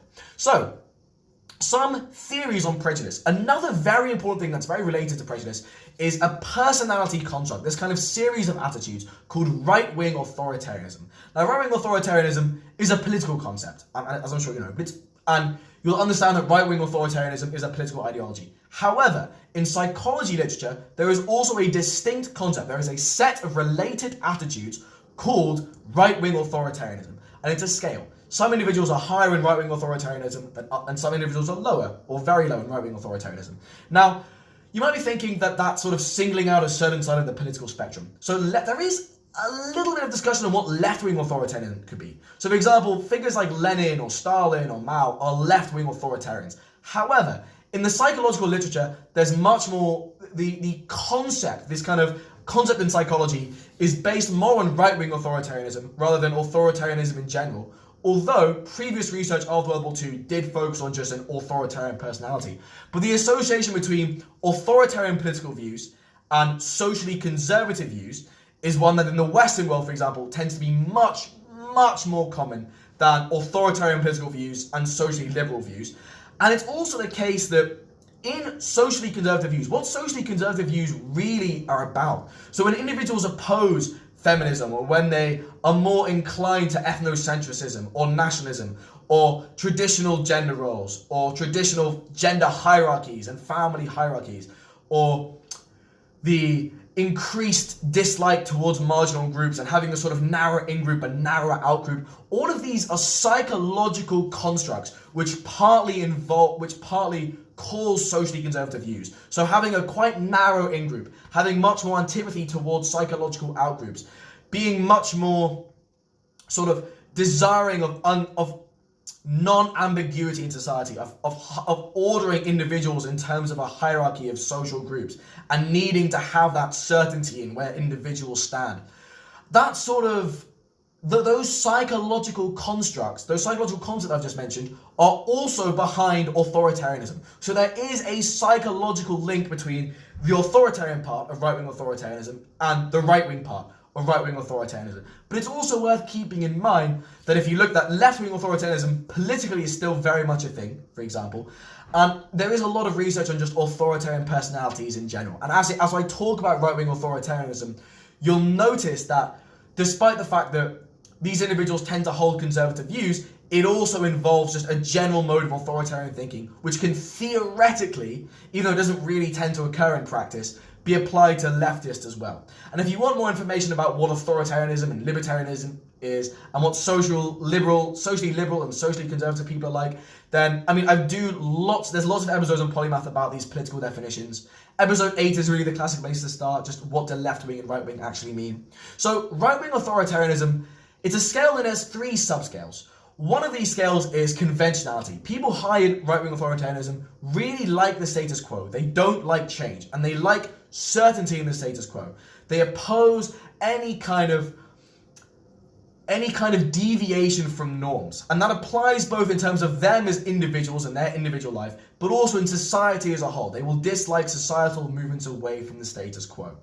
Another aspect of right-wing authoritarianism is authoritarian aggression. They are very supportive of aggression against individuals or groups who resist authority, because they see authority as inherently good, and that therefore violation of authority as inherently immoral. They will also be supportive of institutions like the police, the military, of harsh court punishments, i.e. they support the authorities using aggression. A third aspect of right-wing authoritarianism is submission to authority. People think and do what they are told. They don't question authority, and they see the questioning of authority as a bad thing. Now, I talk about this more in episode 20, although I don't use the term right-wing authoritarianism.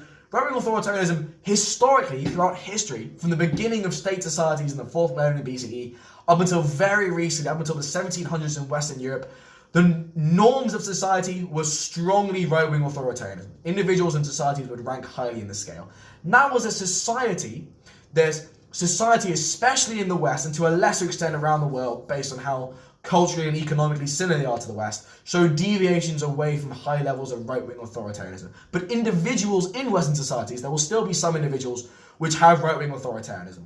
So, which rank highly in right-wing authoritarianism. Some other things about right-wing authoritarianism. So studies done on individuals ranking high in right-wing authoritarianism tend to, for example, they don't tend to be very self-aware. They don't see themselves as ranking high in right-wing authoritarianism. They're also not good at abstract thought. So they will endorse logically incorrect statements that sort of seem correct on sort of looking at them, but on close introspection don't really make much sense. And right-wing authoritarianism, ranking high in right-wing authoritarianism, is also correlated with having a lower IQ, which makes sense if it's correlated with poorer abstract reasoning. So, right-wing authoritarianism, obviously strongly related to prejudice and bias and discrimination. Another quite strongly correlated psychological construct with prejudice is something called social dominance orientation. And social dominance orientation, like right-wing authoritarianism, is a sort of series of attitudes. But social dominance orientation is this sort of acceptance of myths which justify an unequal status quo. So they look at for individuals with high SDO, social dominance orientation, they see a society with a hierarchy, a very unjust hierarchy, with strongly delineated social groups, and they justify it in some ways. So an example is, for example, in Western societies with high economic inequality, that's justified by the notion that the world is a jungle and it's every man for themselves, and the corporate world is very cutthroat, and if you have what it takes to make it, you'll rise to the top, and if you don't have what it takes to make it, you won't rise to the top. And as a result, in a society where there's no legal barriers to getting rich, if you're not rich, it's your fault. You've simply been outcompeted. And as a result, economic inequality and unjustness in certain economic privileges, such as growing up with a good education, or growing up in a safe area, or growing up with disposable income, or growing up with the ability to have savings and investments because you have the disposable income to do so. So these sort of privileges of wealth and socioeconomic status, or capital, I suppose you could say, are minimized, because the idea is that it's not that in an individual with a high social orientation, economic hierarchy or hierarchy in society is justified because it's based on the perpetuation of myths that individual status in the social hierarchy is entirely due to personal merit and talent, rather than what we've just talked about of the privilege of capital, as I've just talked about it earlier, the sort of privilege of wealth and socioeconomic status. Now, what's interesting is that sometimes low status groups will also legitimize hierarchy and will also hold these myths. A great example of this is working class people in America who oppose, for example, economic left-wing policies or redistributive taxation or universal healthcare, and who harbor these beliefs that individual socioeconomic status is due to merit and talent. And that seems counterproductive at first, but it's because individuals, as I mentioned earlier, don't like uncertainty. People don't like ambiguity. There is an inherent need for certainty and to make the social world around us comprehensible. And individuals vary in their propensity to do that. So some people have much less of a need for uncertainty than other people do. And in fact, having lesser tolerance for uncertainty than other people do. And having a higher tolerance to uncertainty is actually associated with socially conservative views.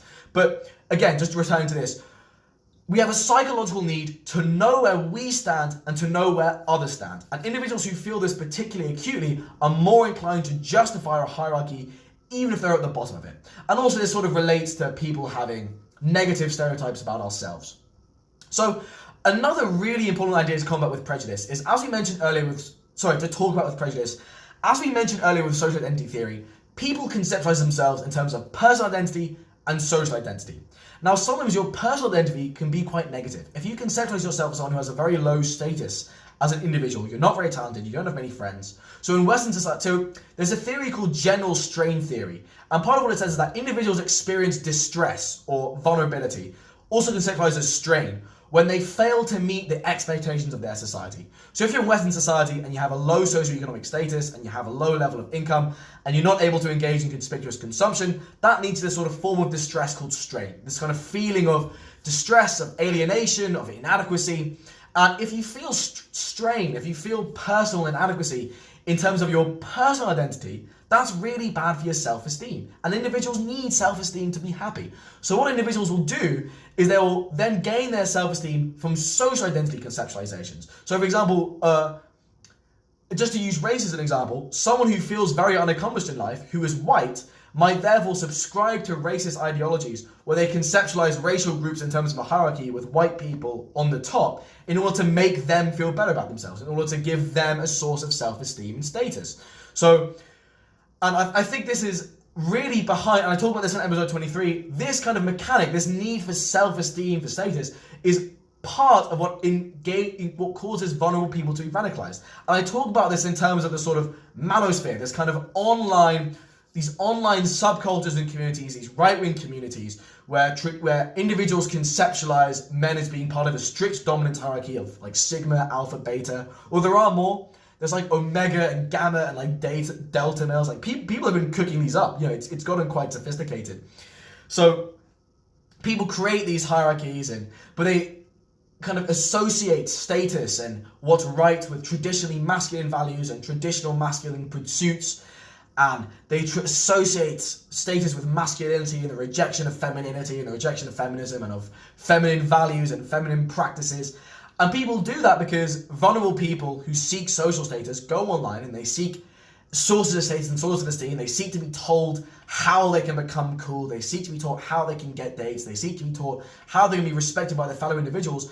And they find an online subculture which tells them simply by being male they have a high status social identity, and that appeals to people who don't feel as if they have a high status because the desire for status is innate. Hence, prejudice is really, really difficult to combat because in a lot of situations, you're undermining people's self-esteem. So, that is this kind of big conversation on kind of prejudice and bias and discrimination and where it all comes from, the kind of psychological and sociological mechanisms of that. Now, if you're watching episode 24 on social identity theory, this is where I'm going to leave you. Thank you very, very much for your time. I do really appreciate you listening. If you're watching episode 25, which is based on specifically how all of this applies to systemic discrimination, then we're now going to talk about all of this and we're going to sort of relate it to gender in society and race in society. Right, so we've just had all that discussion on social identity theory, and it's now time to apply that to systemic discrimination. Now, this video I'm going to upload as a standalone clip, and if you watch this video as a standalone clip without seeing all the preceding stuff on social identity theory, this stuff will still make sense to you.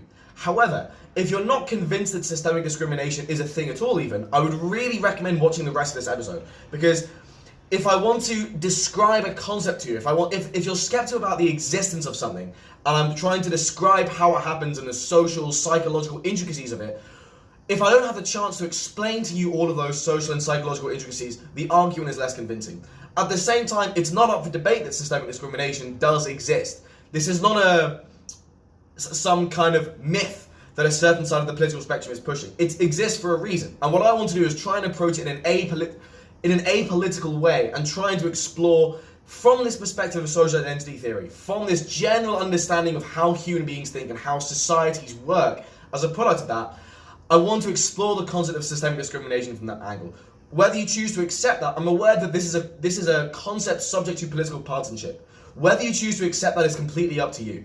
What I want to do in Polymath is not tell you how to think. I want to present to you facts. I want to present expert consensuses.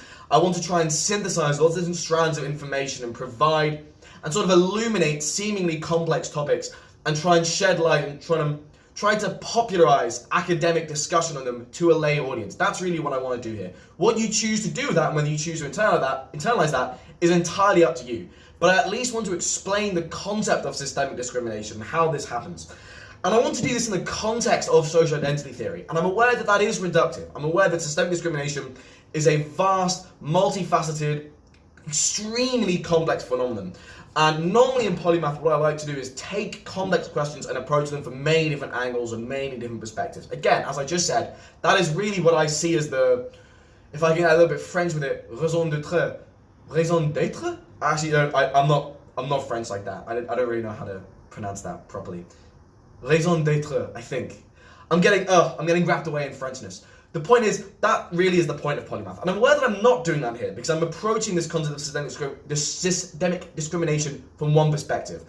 But what I will be doing is backing that up with lots of different statistics, lots of different facts, lots of different sort of other sources of information. So we're still tying together lots of threads to come to this answer. And in any case, I'd rather explore this phenomenon from a single angle than not explore this at all. I may return to systemic discrimination as a topic at another point. I may seek to explore it from more angles and from different angles. But for now, I'm content to just say something, provide some level of insight on what I think is a very important topic and an issue which permeates society as a whole. Now, when we apply social identity theory to systemic discrimination in terms of sex, and I am going to be talking about systemic discrimination in terms of sex or race here, these are the two examples I'm going to be giving. It's worth noting, however, that the social identity theory can be applied to any marginalized group in terms of systemic discrimination. Because again, it's just a theory of groups. It's just a theory of how some groups have dominance over other groups and what they choose to do with that dominance. So you can apply this to any marginalized group. But sex and race are just two very illustrative examples. And the application of social identity theory to systemic discrimination when it comes to sex rests on two basic premises. Now again, these two premises are essentially indisputable. There's so much evidence backing them up that you can't really deny them. Again, I'm not trying to tell you what to think. You can see these two premises and come to a different conclusion to them as, for example, Simone de Beauvoir, a thinker whose works I'm going to be going over in this section because she also thought about this kind of thing. But the two premises which I'm about to outline are indisputable. Number one is that throughout history, men have controlled society. And number two, dominant groups in society basically have the ability to shape the norms of that society. That of course depends on the degree of dominance of that group. However, if you have a group which is as dominant in society as men have been over women, you can see that the power to define the norms of that society, and we'll get more detail on that in a moment, stem from that group. When it comes to men controlling society for generations throughout history, there's much more of an elaboration on this on episode 20. There is a lot of evidence of this, and I talk about this in episode 20.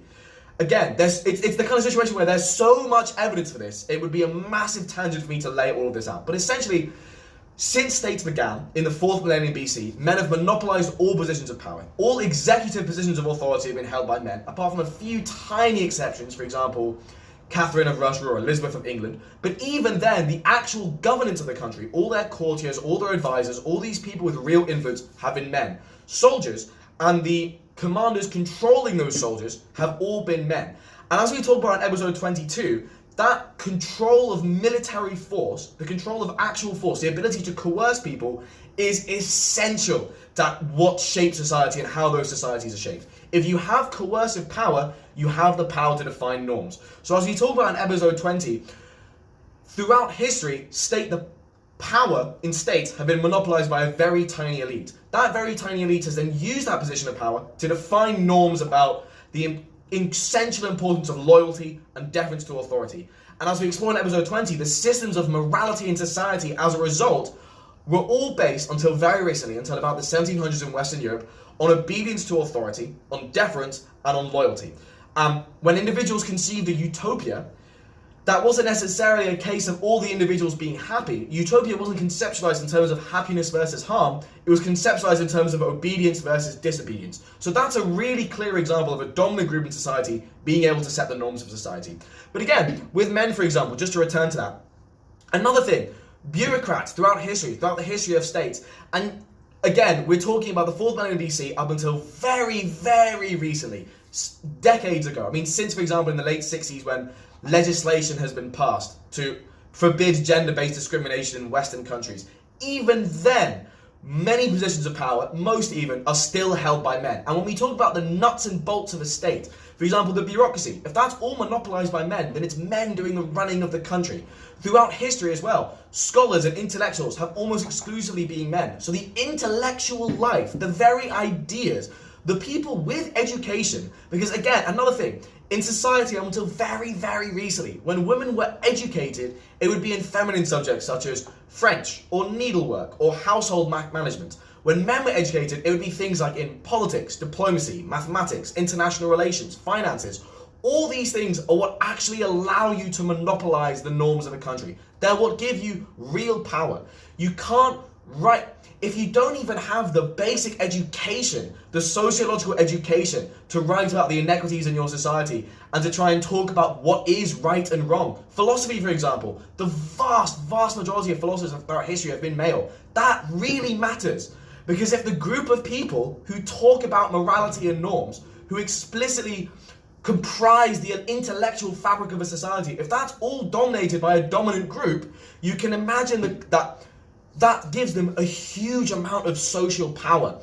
Also, so scholars, bureaucrats, soldiers, executives, all of these throughout history have been men. This is what patriarchy is, rule by men. It makes sense. Even before the emergence of states, so in pre-state societies are still patriarchal. So we talk a little bit about what pre-state societies are in episode 22. And essentially a way to understand pre-state society can be in terms of bands, so groups of nomadic hunter-gatherers, usually about 100, never exceeding 150, tribes, groups of a few hundred or a few thousand individuals, usually at this point practicing pastoralism or agriculture, and chiefdoms, which are stratified tribes with hereditary chiefs, and where different individuals have different levels of social status and luxury and different levels of power, where the elites in a chiefdom have coercive power over the rest of society. Now, patriarchy, i.e. rule of men, is especially prevalent in chiefdoms. It gets less and less prevalent as you move down that spectrum of complexity, but even in hunter-gatherer bands, even in hunter-gatherer societies, men are still favored in many of them. So there are many examples of this. Some of this, for example, are women who are menstruating, being forced to live in isolation in a special hut because they're ritually unclean.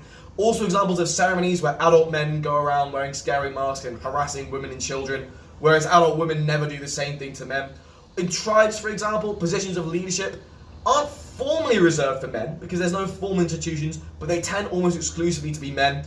Different hunter-gatherer bands show different levels of patriarchal impulse based on different factors. A big one is how warlike they are. So warlike structures, warlike hunter-gatherer societies tend to be much more brutal and less egalitarian to women. More egalitarian and peaceful hunter-gatherer societies, more egalitarian, sorry, that was a miswording. More peaceful hunter-gatherer societies tend to be more egalitarian based on gender. For example, the Kung tribe in the Kalahari Desert are famously quite equitable when it comes to gender, but there are still very subtle norms and ceremonies in these kind of groups. Like, for example, religious ceremonies of adult men going around scaring women, which still hint at some level of imbalance. But again, this imbalance is really only clear when it comes to the formation of states. And again, I mean, if you're a woman in a state, until very, very recently, your feelings and opinions simply didn't matter. To use an extreme example and a content warning, in ancient Rome, if a woman was raped, the crime was not against the woman, it was against the male head of her family, her patriarch, her paterfamilias, for the violation of his property. The woman herself was not, the state did not care about the feelings of the woman, it was about the feelings of the paterfamilias. That is very, very telling. So, again, that's one indisputable premise. Another indisputable premise, individuals who are the dominant group in society get to define its norms. We've sort of explored that as well. Now, remember, in the West, nowadays in the West, women are legally equal to men, and have been so since about the late 1960s. Remember, not elsewhere. This is just the West. This is just a minority of all the societies in the world, and later we'll talk a little bit about the rights, sorry, I just dropped my blue tack, the rights and treatment of women in a much less gender equal version of the region of the world, the Middle East and North Africa. But remember, first of all, despite the fact that women are now legally equal to men, that's not the same as being culturally equal to men. We're going to explore that much more later, but just keep in mind that just because men and women have equal rights, that doesn't mean they'll actually be treated the same in society. That doesn't mean that the level of respect given to a woman is going to be the same as the level of respect given to a man. For an example, in the 70s, even though women were legally allowed to work, gender roles and expectations of gender were still strongly in favor of women staying in the home and of female submission and subordination to men. As a woman, you were looked down on if you protested against male ill-treatment, and in fact, normalization of things which disrespected women, such as groping. Individuals who protested against such normalization were deemed as hysteric or crazy or far left or radical. You see this even nowadays with the modern Me Too movement, which is in much more recent. The dismissal of female experiences in that is some indication of the enduring cultural difference between women and men in society. But we're going to get into that much, much more later. But again, the fact that women have been equal to men since the 1960s isn't really the point. Because the point is that actually the norms that you inherit in a society, the normatives of society as a whole, and again, we're talking about Western society here because the normatives of non-Western societies are even less favourable of egalitarianism to women and still explicitly feature legal discrepancies between men and women. For example, in the Middle East and North Africa, but we'll get into that later. But anyway, these normatives are generated, they're what a really wonderful historical Lenin Wolf calls the dead hand of history. They're the result of previous generations. The norms that we have in society are the accumulation of hundreds and hundreds of years of how society has worked. These norms are inherited. They have not been fabricated since the late 1960s. So don't think that just because women have gained legal equality to men, that automatically means the norms of society has changed, because those norms were formulated in an environment where women were explicitly and legally conceptualized as inferior to men. So, there are these two basic premises. Now, what I'm about to talk about is how systemic discrimination works on the back of these two premises. And again, I'm aware this is a politically charged topic, and I'm not trying to tell you what to think. However, those two premises are fact. You may choose to agree with them or not. You don't need to, but they are fact. Your acceptance of it does not change them. So, what I'm going to talk about now is about the ideas of this person called Simone de Beauvoir, this French philosopher and social theorist and writer who wrote this book in 1949 called The Second Sex. And what it really does is sort of apply all of these ideas of social identity theory and drawing on these two premises that we've just talked about to the status of women and how systemic discrimination persists as a result. So Simone de Beauvoir basically points out that throughout history, women have been excluded from all decision-making moments of history. So all the great treaties, all the great conferences, all these great international meetings. So at the Treaty of Westphalia, at the Treaty of Versailles, at the event of the French Revolution and the Russian Revolution, all these great junctures in history, women have been excluded from them. Powerful women throughout history, such as Elizabeth and Catherine of England and Russia respectively, when they do occur, have still had to rule and govern through men, so their bureaucracies, and they were only able to take power in the first place because no one else was available. De Beauvoir basically argued that, again, as we talked about, because men have controlled society for generations, they get to control the norms of society. But that means that not only do they get to define the norms of their own in-group, because again, without power imbalances, in-groups can define their own norm. For example, the music society in your university or school or whatever gets to define its own norms. Now in that case, the normatives of that society are just practicing regularly and turning up on time. Obviously the norms in society are very, very different. But the point is that men, as the dominant group in society, have had the freedom to shape the norms of their own in-group. That is, of being a man.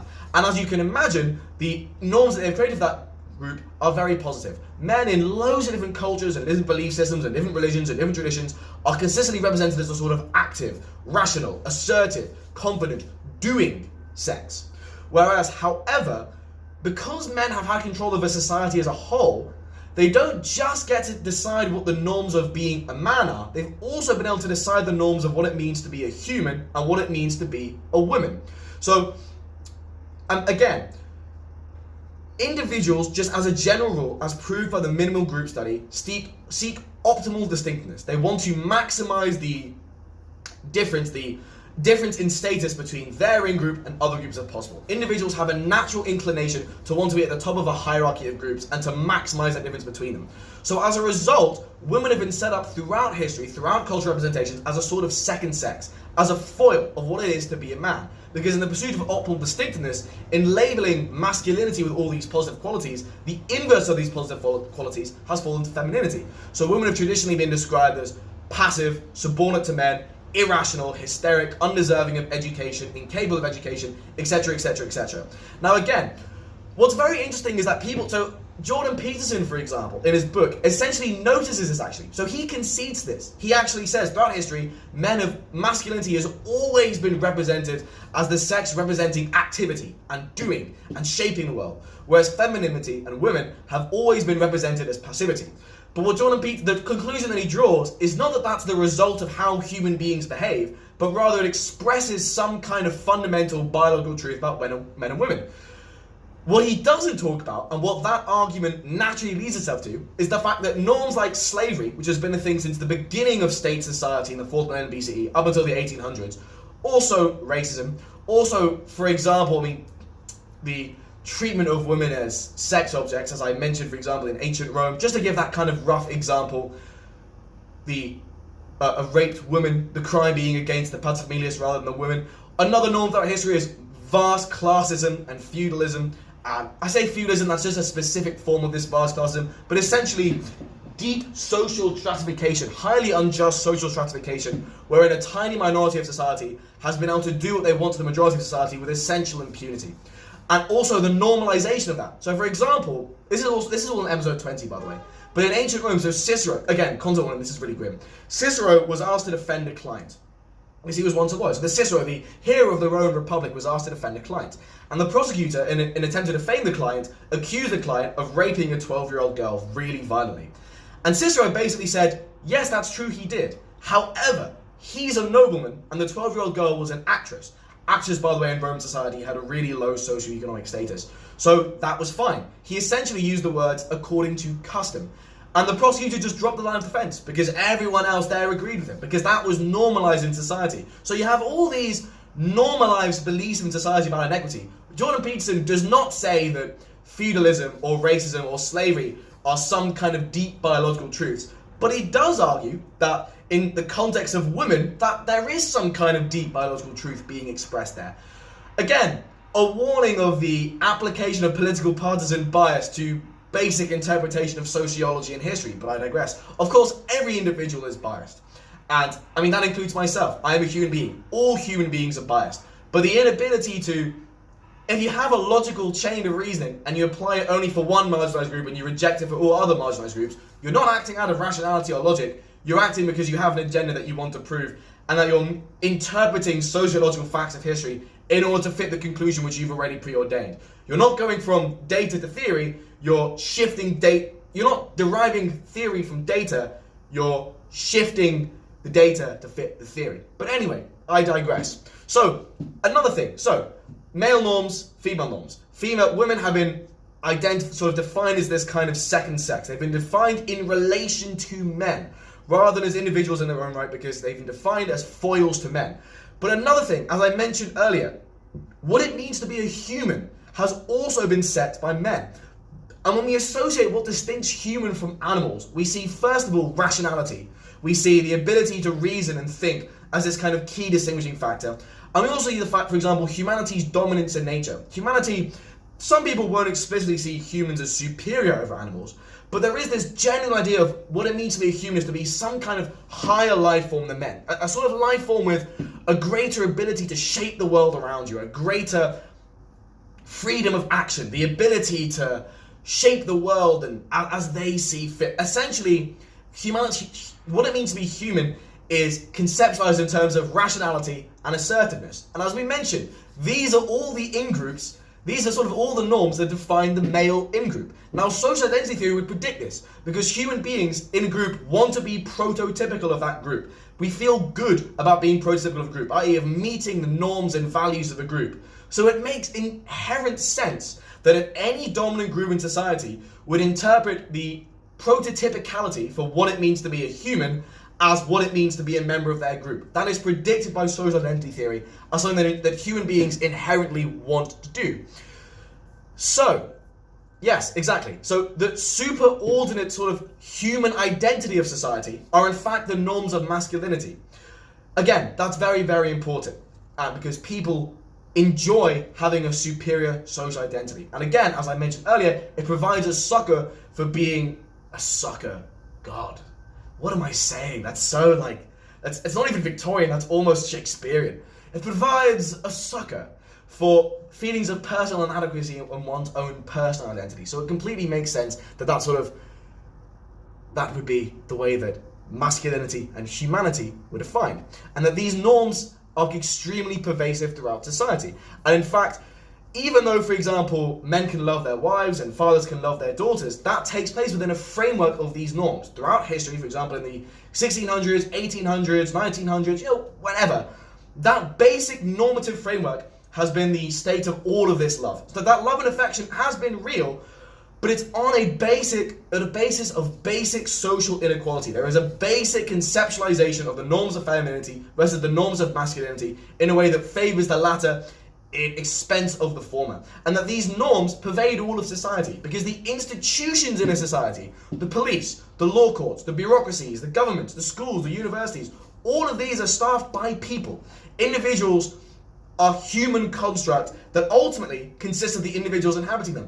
And if those norms become entrenched in the minds of those individuals, be residing as they are in this society, those norms then become the case in those institutions. And the whole process becomes structural. It becomes established. Structural basically means, again, in these structures of society, in the systems of society, the way that it all comes together, if that basic form of normative discrimination is entrenched, then that is what structural misogyny is. That is what systemic discrimination is. It's a discrimination as a result of the systems, the institutions, the structures of society, all being pervaded with these same set of norms.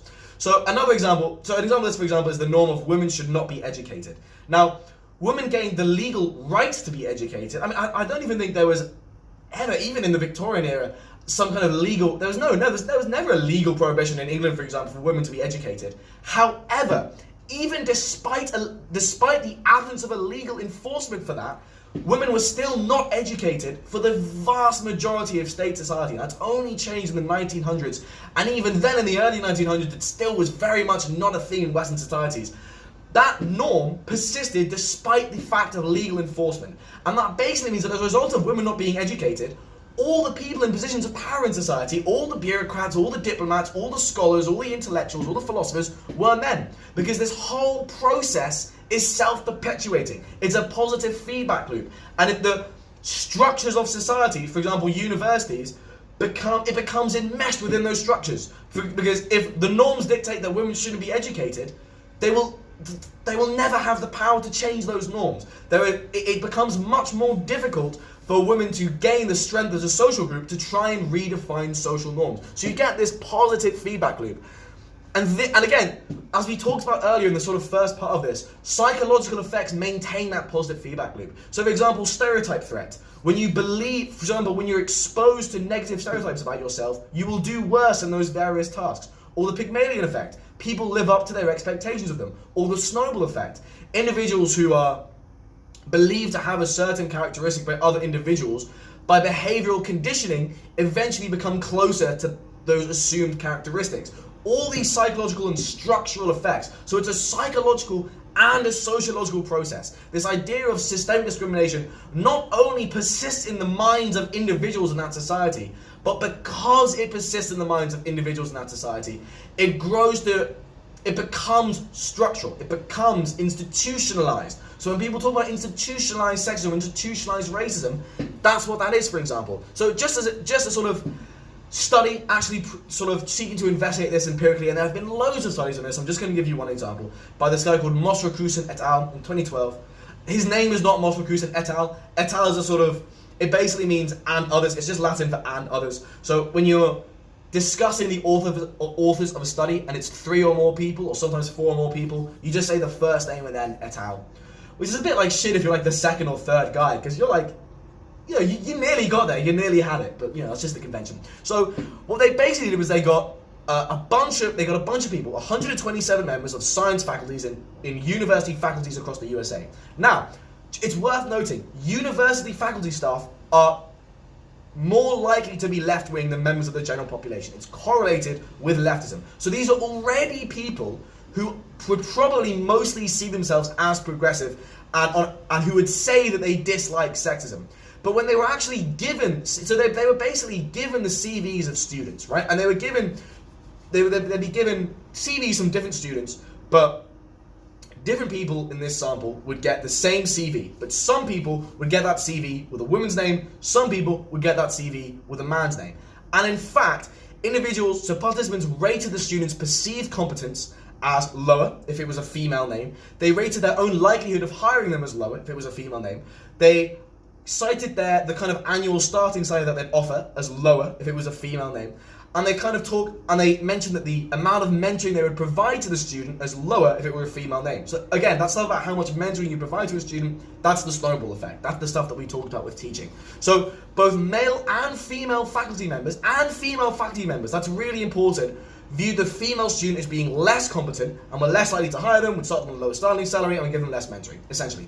So that's really important because you can tell by the fact that these are female university faculty members. They are not this isn't a conscious process. They aren't thinking, that's a woman, so they're going to be less competent. The point is that these norms of society have become entrenched. They pervaded the psychology and the institutions of the world that we live in, and therefore they enter our heads even in a subconscious way. So there's female faculty members, for example, if you ask them point blank, they would not tell you that female employees should be given less money than men, but they responded that way anyway.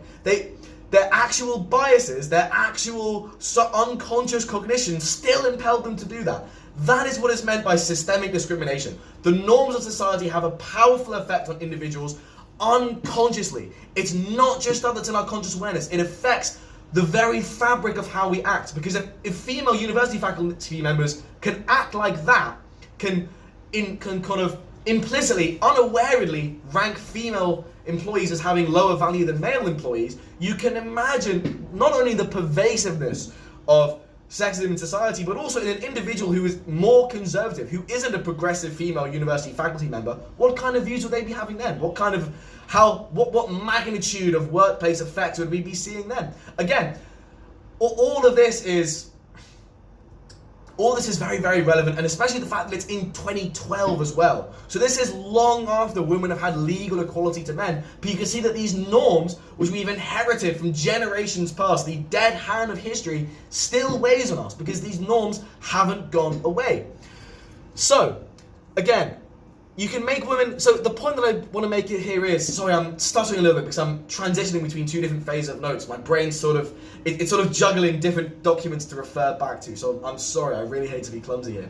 So the point that I want to make here is that you can make women legally equal to men, but that doesn't change the norms. To change the norms of society, you have to do stuff which impedes not just into the legal sphere, but in the socio-cultural sphere. So stuff like, for example, getting women in high-level employment, showing female protagonists in media, showing media where women are depicted as assertive, rational characters. So in a way that sort of violates this schema that we have of femininity as being associated with passivity or emotionality. And again, you may not consciously believe that, but the very fact that, for example, these female faculty members viewed men and women differently in terms of employment means that these schemas on maleness and femaleness do exist, and they do exert pernicious effects which have actual meaning to how people live and the happiness and harm that comes to people. So if you want to change norms, you have to violate that schema. I know that I mentioned earlier that when individuals see information which is incongruous with a schema, for example, intelligent boxer, they tend to phase it out. But with repeated exposure, with repeated conditioning, that can be changed. And there's also the fact that schemas are formed by our environment anyway. So if you take a young kid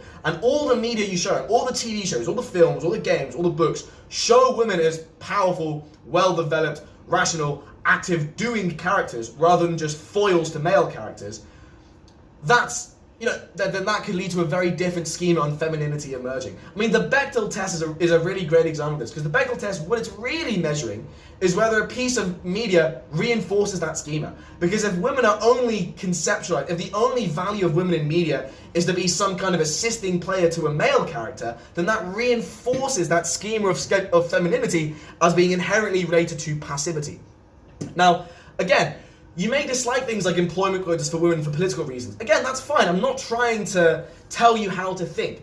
The point I'm just trying to make is that in order for norms to change in society, it's not enough to just enact a law and call it a day. And again, when we talk about workplaces, for example, if workplaces are traditionally spaces dominated by men, and when these norms of femininity persist, you can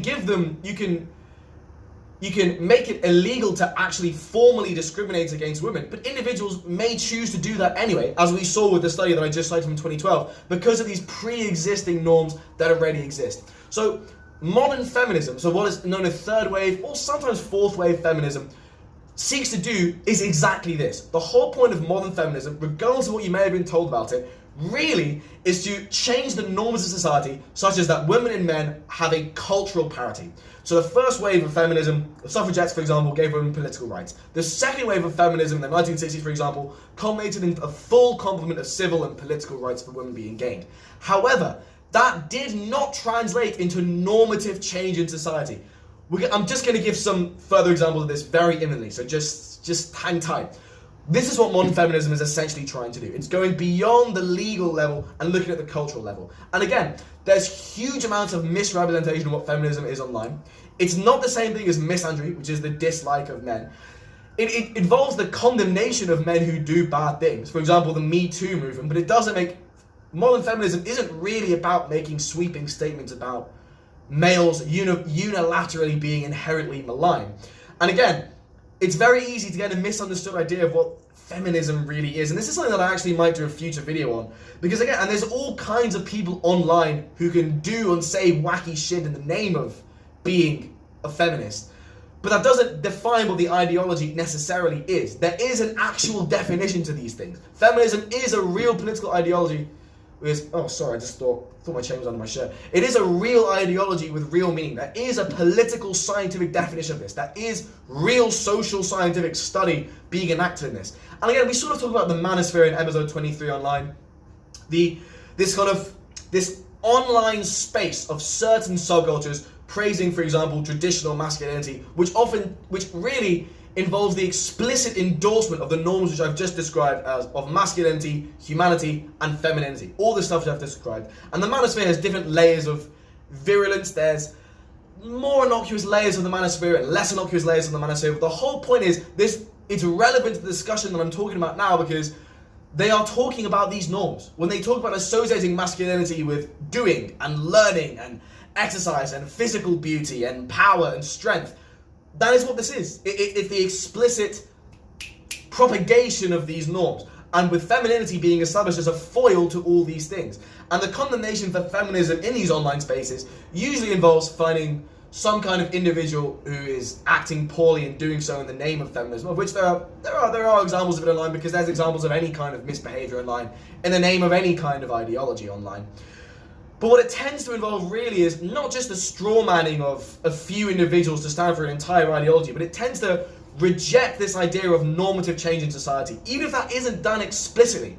So it's rare that on the manosphere you'll see someone talk about social identity theory, but if we conceptualize these spaces in terms of social identity theory, that's what's going on here. It's the rejection of this redefinition of femininity as something that is active and rational and on par with men, and associated not just with staying at home, for example, and taking care of domestic tasks. Again, that's a foil to maleness. If what it means to be a man is to go out and work, and to be the breadwinner, and to make a living, and to do things, i.e. to live an actual life, then the foil, the inverse of that, so the traditional norm of femininity, has been to stay at home and take care of the household, and essentially limit the rich world of her life to within that environment, rather than going outside and doing things and earning things. So when it comes to individuals online, or just conservative individuals in general, seeking to endorse those norms, what they're really doing is maintaining optimal distinctiveness. They're probably doing so subconsciously. They're probably not thinking, yes, I need to maximize intergroup difference, but the unconscious psychological process behind that, and as we mentioned earlier when discussing the dual factor model by Kahneman and Tversky, 95% of our decisions anyway are made by system one. They're made by our unconscious self. That process is still happening, even if you're not conscious of it. So the whole point of modern feminism is really just to assert femininity as something which isn't just a foil to masculinity, and which is worthy of respect in its own right. And when we talk about cultural inequality in Western society, we see in positions of power, for example, women are still underrepresented. So in legislative chambers, there are women there, but they often won't be a majority. In fact, I'm not sure if there is any state in which women form a majority in legislative assemblies. When it comes to executives such as heads of state or heads of government, they tend to be men. Bureaucracies and civil services, legal professions such as accountants, lawyers, doctors, scholars and intellectuals, these still tend to be men. But also in lots of different media, so the Bechdel test is not just a criticism of media in the 1900s, it's still relevant today. There are still many books and films and TV shows where these norms of masculinity and femininity are still propagated. Women are still, as noted here, less likely to get a job. There's still lots of normalization of sexual harassment and sort of groping of women. So the Me Too movement, for example, really revealed a lot of that in modern society. There's still lots of dismissal of female complaints about the inherent injustice of all the stuff that I mentioned as hysterical. There's still, for example, complaints of women who dislike being catcalled as being ungrateful or not being able to take the compliment. There's still there's norms about women being deserving to stay in the home and that they shouldn't speak up against men. And again, if you poll Westerners, they often don't reveal this explicitly. However, if you use implicit measures, for example, the benevolent sexism this still comes out. Of course, if you poll other regions of the world, many people will explicitly say that women belong in the home, and that, for example, men have the right to beat women if they're disobedient to them or refuse to sleep with them, etc., etc. I actually have a few statistics on that here, which I will get to in a moment. There's also lots of normalization of female disrespect in terms of boys being boys, or things being just a little bit of fun, or behaving a little bit inappropriately, or not knowing where the line is, or getting a little bit carried away. So another example of this is Arnold Schwarzenegger, who, you may not know this, but sexually assaulted about 24 women when he was younger, in often quite brutal ways. So in one of them, he repeatedly pinned a woman against the walls of an elevator and tried to rip off her clothes. He actually admitted to this by sort of saying, like, well, where there's smoke, there's fire. And he said this stuff oh yeah, I shouldn't have done that. It was just jokes going too far. But that kind of language, the fact that language was deployed even during the admission of culpability, even during an apology, he still deployed that kind of language. That you're still, even post hoc, normalizing that. That is still language used to normalize an action. And of course we see on the online sphere, sort of online communities, this whole manosphere, you see lots of variously suspicious to overtly hateful things said against women. So for example, another example of this is incel communities online. Or Andrew Tate, for example. Andrew Tate's a great example of this. I talk about him a little bit more in episode 23. But when he says stuff like women don't count, or when he says stuff like women are dogs and that they should obey men, Or he says stuff like he only wants to date 18-year-olds because then he can leave his imprint on them. All of this language serves to normalize female submission, female obedience, to minimize the value of women's independent contributions and independent feelings. It all really ties in together. And Andrew Tate is just a particularly virulent example of that, but he is an example of that nonetheless. And again, the point that I was making earlier, institutions like law courts, the police, employers, social security agencies, they are staffed by individuals who may still hold these norms. That's why the discrimination that we talk about is systemic. And it's why the discrimination we talk about isn't a legal discrimination, but it's still a cultural discrimination. Although it's worth saying, outside the West, there's not even necessarily legal equality between men and women. So I talk about the World Value Survey quite a lot in these episodes because I think it's just extremely important. But essentially, it's just this sort of survey which essentially, this is a big oversimplification, sees how progressive or conservative a country's values are. And as you might imagine, the most progressive countries are those of Northern Europe. And then it's just like Northern Europe, the USA. It's got a little notification. Maximum file size reach. Oh dear. If that doesn't record all this, I'm going to be absolutely furious. But anyway. So Protestant Europe, the Anglosphere, the UK, USA, Australia, New Zealand, Catholic Europe, Orthodox Europe, Central Asia, South Asia, and finally, the most conservative region of countries in the world are grouped together. They're called in the World Value Survey, or rather in the cultural map of the world, which is this sort of graphical representation of the results of the World Value Survey. They're grouped together as African Islamic countries. And these are countries which are either Islamist, so Islam is explicitly used to inspire the governance of the country, or just in Africa in general. So that includes both Christian sub-Saharan Africa and Muslim sub-Saharan Africa. And the states in these regions, for example, the DRC, Chad, Egypt, Sudan, Cameroon, Botswana, so all these kind of countries in this region, they're either in the Middle East, North Africa, or sub-Saharan Africa. And I did a talk about women's rights and women's treatment in the Middle East and North Africa, this sort of geopolitical region stretching from about Morocco to Iran. And in it, I talk about not only the deep cultural inequality between men and women, but also the legal inequality between men and women. I'm just going to give I sort of brush over this now because I don't have time to get into it fully. But in the Middle East and North Africa region, Tunisia is the only country where women even have the same legal rights as men. So women, for example, are given equal inheritance, they're given equal priorities in divorce laws and custody, and where Muslim women can marry non-Muslim men. In these other Middle Eastern and North African countries, women face restrictions on their right to travel, so i.e. to leave home or to leave the country or go to work without the permission of a male guardian. They don't get to choose where to work, that has to be approved by a male guardian, and where there's lots of laws, for example, enforcing female authority and submission and passivity to men. So from Egypt to Iran, women can't legally leave their home without a male guardian's consent. In 15 countries in the Middle East and North Africa, women are legally required to either obey men, to live with them if they are required to. So even in the case of them being abused, they're not legally allowed to move out without their abuser's permission, or they need permission to leave home, work, or travel. In Qatar, Jordan, Kuwait, and Saudi Arabia, women have been arrested or forced to return home. Women can be legally arrested or forced to return by the state if they leave their home. In Algeria, Yemen, Saudi Arabia, Bahrain, and Kuwait, women have no right to even have a passport without their custodian's permission. So we still see legal inequality here, but we also see, again, in terms of employment and in terms of women's ability to become a less subordinate social group and to try and redefine norms, participation in the workplace is a really important part of that, because being able to work gives you access to the outside world. And with access to the outside world, you can play a part in redefining the norms of society. However, whereas in the world, an average of 56% of women work, in the Middle East and North Africa region, an average of only 27% of women work. Only Morocco, the only country in the whole region, above Tunisia, and is Morocco, which legally forbids gender discrimination in hiring. So all other countries in the Middle East and North Africa region, sorry if I'm stuttering a little bit, it's been quite a long day, and I'm also a little bit sweaty, which is sort of distracting me a little bit. I just tend to get hot really easy, and it's sort of screwing with my brain a little bit. The synapses are getting a little bit sweaty. But anyway, so only Morocco and Tunisia legally forbid gender discrimination in hiring. Only Algeria has ruled in favor for equal gender wages.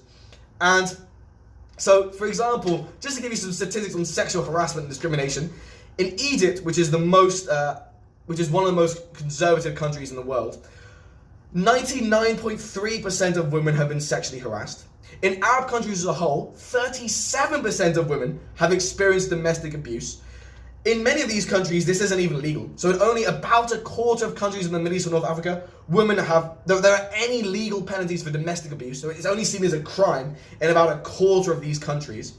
Only 11% of these countries in the Middle East or North Africa recognize sexual violence domestically as a crime, so marital rape.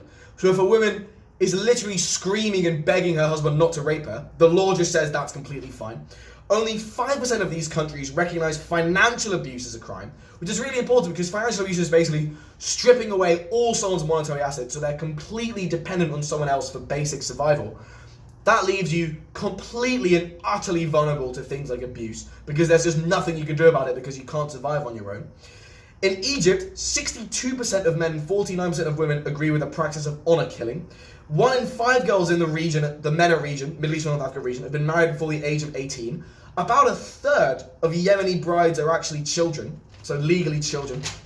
And so women who believe that a husband is justified in beating his wife if she either neglects the kid, burns the foods, goes out without telling him, argues with him, or refuses to have sex with him, the proportion of women in Afghanistan who believe this is 80%. The proportion of women in Iraq who agree with this is 51%, and the proportion of women who agree with this in Yemen is 49%. This is an example of the internalization of norms. If the norms in society are such that femininity is defined as being subordinate to masculinity, and that the duty of a woman is to be subordinate to a man, that gets internalized by both the in-group who sets these rules and the out-group who is subject to these rules. So that's really, again, when it comes to these cultural norms, a really important point. They're absorbed by everyone in society, which is how the dominance of these norms is maintained. Because even the group who is suffering from these norms often still holds them. So which is why this stuff becomes so systemic. It's why it becomes so structural and institutionalized. Because it's just accepted as a fact. It pervades the entirety of society without all women, so 50% of the population, protesting against it. So 80%, another thing, 80% of rural Egyptian women says that a husband should be able to beat his wife if she refuses to sleep with him. And 71% of Palestinian husbands and 64% of Palestinian wives agree that husbands should have the right to beat wives if they are unfaithful to them. And if you, of course, look at issues in the West, for example, sexual harassment, catcalling, rape culture, misogyny, the perception of women as owing submission to men, these are all pervasive issues in Western culture. But outside the West, when cultural norms are still clearly much more punitive towards women, you can imagine what these things are like. And in fact, that's reflected in the fact that 99.3% of women in Egypt have been sexually harassed. So, and also again, if you look at basic models of happiness, such as Maslow's hierarchy of needs, having esteem and respect is a basic human need for happiness. So you can imagine the psychological toll that all this is playing on women in these societies who are subject to these much more crushing norms, and indeed women in our Western societies now where these norms still persist. So just an example of this, by the way, in Afghanistan in July in 2024, 80% of surveyed women said that they knew one or more women who had tried to kill themselves in the past 3 months. The point is, all of this stuff, all of this systemic discrimination, systemic misogyny, takes a real psychological toll on human beings. And when we talk about these issues of sexism, discrimination, and bias and prejudice, we have to conceptualize this in terms of what is the end hedonic result of this? Who is gaining from this? Is this leading to more happiness or suffering in society? And you can see quite clearly the amount of suffering maintained, that has been caused by these norms, is really quite colossal. And that's nowadays, for example. But even in the Middle East and North Africa, they're still way more progressive than states and throughout human history have been. And I kind of explore this more in episode 20 about how women were just treated really utterly abysmally, and how the general burden of suffering for women every day throughout history has been absolutely colossal due to the norms and rules and laws of society. However, more on that in episode 20. So, just as we applied social identity theory to understanding systematic sexism, we can also apply it to understand systemic racism. And the same disclaimers apply. First of all, that systemic racism is such a vast, complex, multifaceted phenomenon that of course you can't capture it in its entirety just through the framework of social identity theory. However, it's still illustrative and still illuminative to do so. It's still helpful. And even though on polymath I do genuinely like approaching these kind of questions from lots of different angles, I'd rather approach a big question from one angle than potentially not approach that question at all. Because this is still a really important topic in society. And again, I don't want to tell you how to think. You can come away from this video not even thinking that systemic racism is real.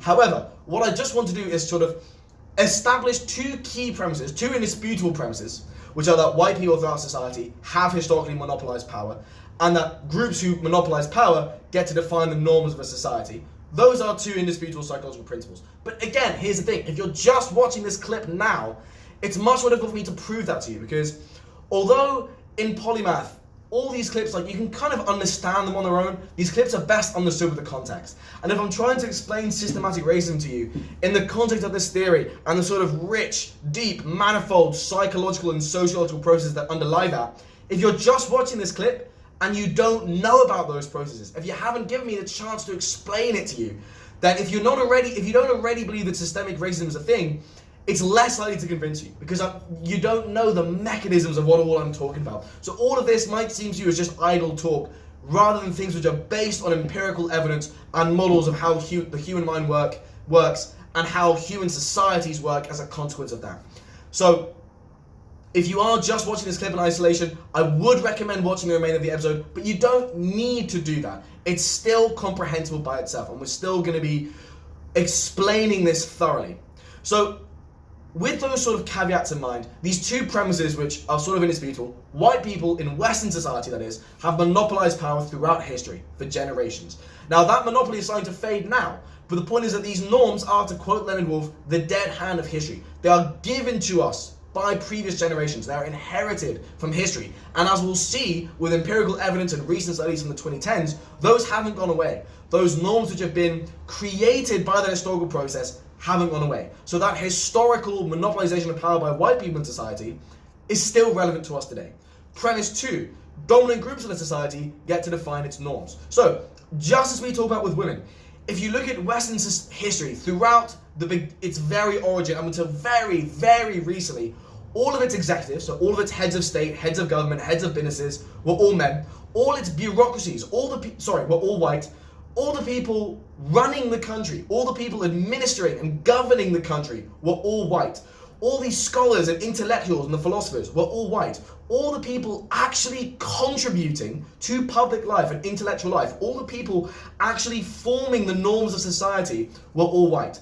And crucially, all the soldiers and all their commanders were all white. So there's a monopoly of actual coercive force in society held by this one particular group. And again, that really, really matters. And again, we explore that more in episode 22. How a dominant group holding coercive power gets to play a huge role in shaping the sort of values and norms of that society. So for example, how in the vast majority of history, in state societies, a narrow elite has monopolized power regarding over 95% of the population, and they use that power to normalize deference to authority and loyalty as greater ethical concerns than mere happiness or suffering and mitigation of harm. So for the vast majority of human history, people conceive morality less in terms of happiness and suffering and more in terms of obedience versus disobedience. That seems like a really sweeping statement. We explore that more in episode 20. I'm just really mindful of repeating myself here, because if you're not watching this as a clip in isolation, I've already said all this stuff. So I'm not going into more detail, because even though there's a chance that you, as someone just viewing this clip in isolation, might not be getting the full context, if I go over it again and again and again, it's just a bit of a ball ache for the people who have been listening from the beginning. So, sorry. But again, all these actual positions of power have been held by white people throughout history. So they've been the dominant group in society, and been able to define the norms of that society. They've been able to define what it means not only to be Western, but what different sort of characteristics associated with different ethnic groups have been set by the dominant ethnic group. So a good example of this actually is in the 1800s, when conceptions of whiteness were very different to what they are now. Because nowadays, you would conceive Italians or Irish people as white, because their skin color is literally white. But what you misunderstand with that assumption is that For the vast majority, in the 1800s and the 1700s and for much of the 1900s, whiteness was not an ethnic construct, it was a racial construct. The difference is that ethnicity is a biological phenomenon and race is a social phenomenon. It's the social roles and norms attached to certain ethnic groups. So Irish people weren't seen as white in the 1800s because whiteness was explicitly conceptualized as being biologically superior. It was conceptualized in terms of supremacy. It was conceptualized in terms of hierarchy. And unsurprisingly, in the UK, for example, the dominant ethnic group, which were Anglo-Saxons, conceived themselves as being superior to Irish people or Mediterranean people or certainly Asian people or Indian people or Japanese people or African people, etc., etc., etc., etc. And again, all this is predicted by social identity theory in terms of optimal distinctiveness. People want to identify to a social group which is as superior to other social groups as possible. So if they can, they will define the norms of all these social groups to be one that benefits their group the most and reserves positive characteristics for their own personal group. So for example, in Western society, what it means to be, so the sort of, just as how Simone de Beauvoir pointed out that femininity was established as a foil to masculinity, whereas all the positive concepts associated with masculinity were mirrored in the inverse with femininity, the same goes for being Western versus non-Western. So throughout Western history, non-Western ethnic groups, for example, Chinese people or Indian people or African people or Native American people, have been characterized and conceptualized as being lazy, suspicious or gullible or kind of mysterious or sensual but sort of irrational, more kind of emotion-based, weak and barbaric. And this has been kind of replicated in media again and again and again and again and again. So TV shows, movies, books throughout Western history and really lasting until the 1900s, and you still see evidence of this in shows from the 1900s, have all reinforced these stereotypes. Even, for example, in shows in the late 1900s, like in the 80s and the 90s, all the cast will be Western, they'll all be white, and there'll be some non-Western character who immediately conforms to this stereotype, who is immediately presented in this way. So again, what's happening is the dominant group in society has established what it means, has reserved positive characteristics for their own group, being Western. But they've also, they define the norms of their own in-group in terms of this antithesis to this non-Western stereotype. Westerners have defined themselves as being hardworking, fair, wise, open, honest, capable, civilized, rational. And this kind of presentation of Western groups as having all these positive characteristics and non-Western groups as having all these negative characteristics has been propagated not just in media, but also in science. For example, Carl Linnaeus in the 1700s, who's the kind of famous father of taxonomy, actually hierarchized human beings in terms of 4 distinct subspecies. White people, Asian people, Native American people, and black people, as having distinct evolutionary origins and representing distinct rungs on the sort of ladder of evolution. And also, in 1800s, popular science reflected this. So the science that pervaded Western society explicitly conceptualized Anglo-Saxons as being biologically superior to other races and ethnic groups, including other white ethnic groups. But Western popular thought in the 1800s hierarchized different ethnic groups in a hierarchy such that they were always, so Anglo-Saxons, i.e. the dominant group in Western society, were always at the top. Again, this is predicted by social identity theory, by optimal distinctiveness, and by the inherent human need for status. Anglo-Saxons, being the dominant group in Western society, conceptualized themselves as having all these positive norms and being associated with a sort of Protestant values and the Protestant work ethic, which Max Weber famously pegged is the wrong word, attributed Western industrialization and capitalism and modern society to this Protestant work ethic, which is specific to Northern Europe. So academic scholarship, as well as basic media distributed to all levels of society, reinformed race and ethnicity in the West as being sort of this hierarchical group where non-Westerners were constructed as this sort of foil to being Westerners. So Edward Said talks about this, by the way. He's a political sort of thinker who applies social identity theory to sort of race and a little bit more. So just how in sexism the outgroup was women and the negative norms focused around femininity, in racism the outgroup in Western society has been non-Westerners. And the various norms are sort of given different non-Western groups various stereotypes. It's also worth mentioning, racism and imperialism and colonialism are not exclusive to the West. They've been practiced by many different populations. The Japanese were deeply imperialist, the ancient Egyptians, the Babylonians, the Persians, the Turks in Turkey committed genocide against Armenia, the Maori committed genocide against the Moriori, the Inuits, hunter-gatherers in the north, practiced brutal forms of warfare that were near genocidal. For example, traders in West African states who were trading with European slavers willingly gave their populations over as slaves. So during the whole the transatlantic trade, Europeans would regularly raid the West African coast for slaves and gather them illegally, but they would also be traded to them in exchange for guns or textiles or whatever by West African chiefs and leaders as like a commodity. So again, racism and dehumanization and outgroup thinking are human constructs. They're not Western constructs. But in this example, we're exploring racism in Western society. Racism is also present in many other societies. In fact, racism is, if you poll people about their attitudes to racism, it's more prevalent nowadays outside the West than within the West.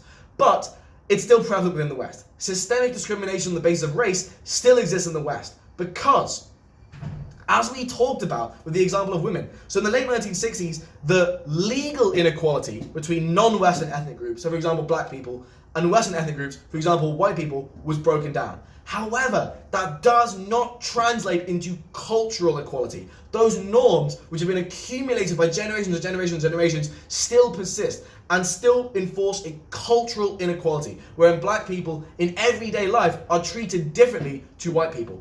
We're going to explore that empirically in some studies in just a moment, but I just want to make the point, the reason why this becomes structural, why it becomes systematic, is because A, institutions are made up of people. The police, the law courts, the social security agencies, healthcare agencies, these are all made of people, and these people, these human beings, are subject to the norms of developing society. They've still grown up in an environment where they have certain schemas for different ethnic groups. They have a schema for, say, Westerners and Anglo-Saxons, and a schemas for, say, Africans or Indians, and they will have different stereotypes and different agglomerations of beliefs and norms and sort of associations with these different ethnic groups. And again, we'll see that in the future in some other studies. But also, so these institutions are all staffed by these kinds of people. But also, these norms lead, for example, to the quality of black education, for example. So, for example, fewer black people in the Western society have private education, for example, than white people do in Western society. And often, if you actually examine rates of secondary or tertiary education for white people and black people, you see deep inequities in society, less so now, but certainly so historically. But what that basically means is that if individuals in a marginalized group are not educated, if they're not sent out into the workplace in high-level positions, if they're not educated to the point where they can become scholars or thinkers or philosophers or writers, if they can't actually get out there and meet people and contribute to the world, if they are kept up in ghettos, as for example they were deliberately done so in the USA. So in the USA in the late 1800s passed vagrancy laws where black people outside ghettos could just be arrested and sent to prison and made to engage in slave labor in prison as a result of just simply being outside their ghetto without the permission of a white person or without business involving a white person. What all that does is reinforce separation of black society from the rest of the general Western society. And even though that's less of a thing now, there are still areas in Western cities which are predominantly poorer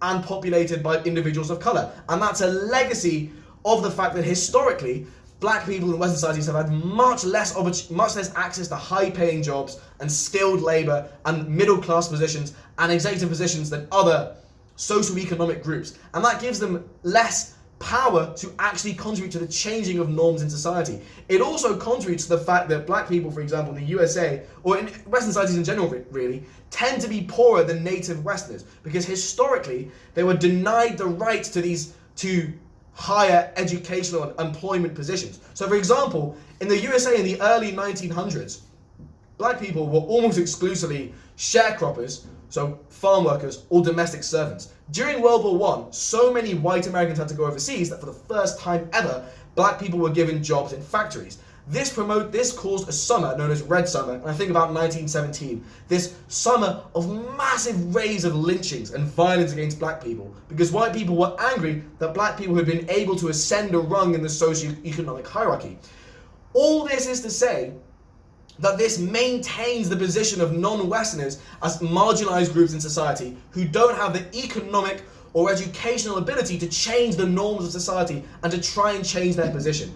And this is how all this discrimination becomes systemic and structural. It seeps into the institutions of society and becomes really resistant to change because those same institutions reinforce the subjugation of the marginalised group and therefore reinforce the norms that have been created. Because again, remember, human beings have loads of different biases. For example, confirmation bias. If you're a racist white person in the USA and you think black people are unintelligent, and you go to an extremely economically deprived area where the quality of education is extremely low, and you get into a debate with a black person, you find that they're not as eloquent and articulate as you because they haven't had the same educational opportunities that you had, all that just confirms your own bias. These norms get confirmed by the fact that they've already existed. You get positive feedback loops. And we've already talked about stereotype threat, which is when individuals are made aware of the negative aspects of their stereotype, they tend to unconsciously conform to it. So for example, when black people are made to play a laboratory experiment where they play golf,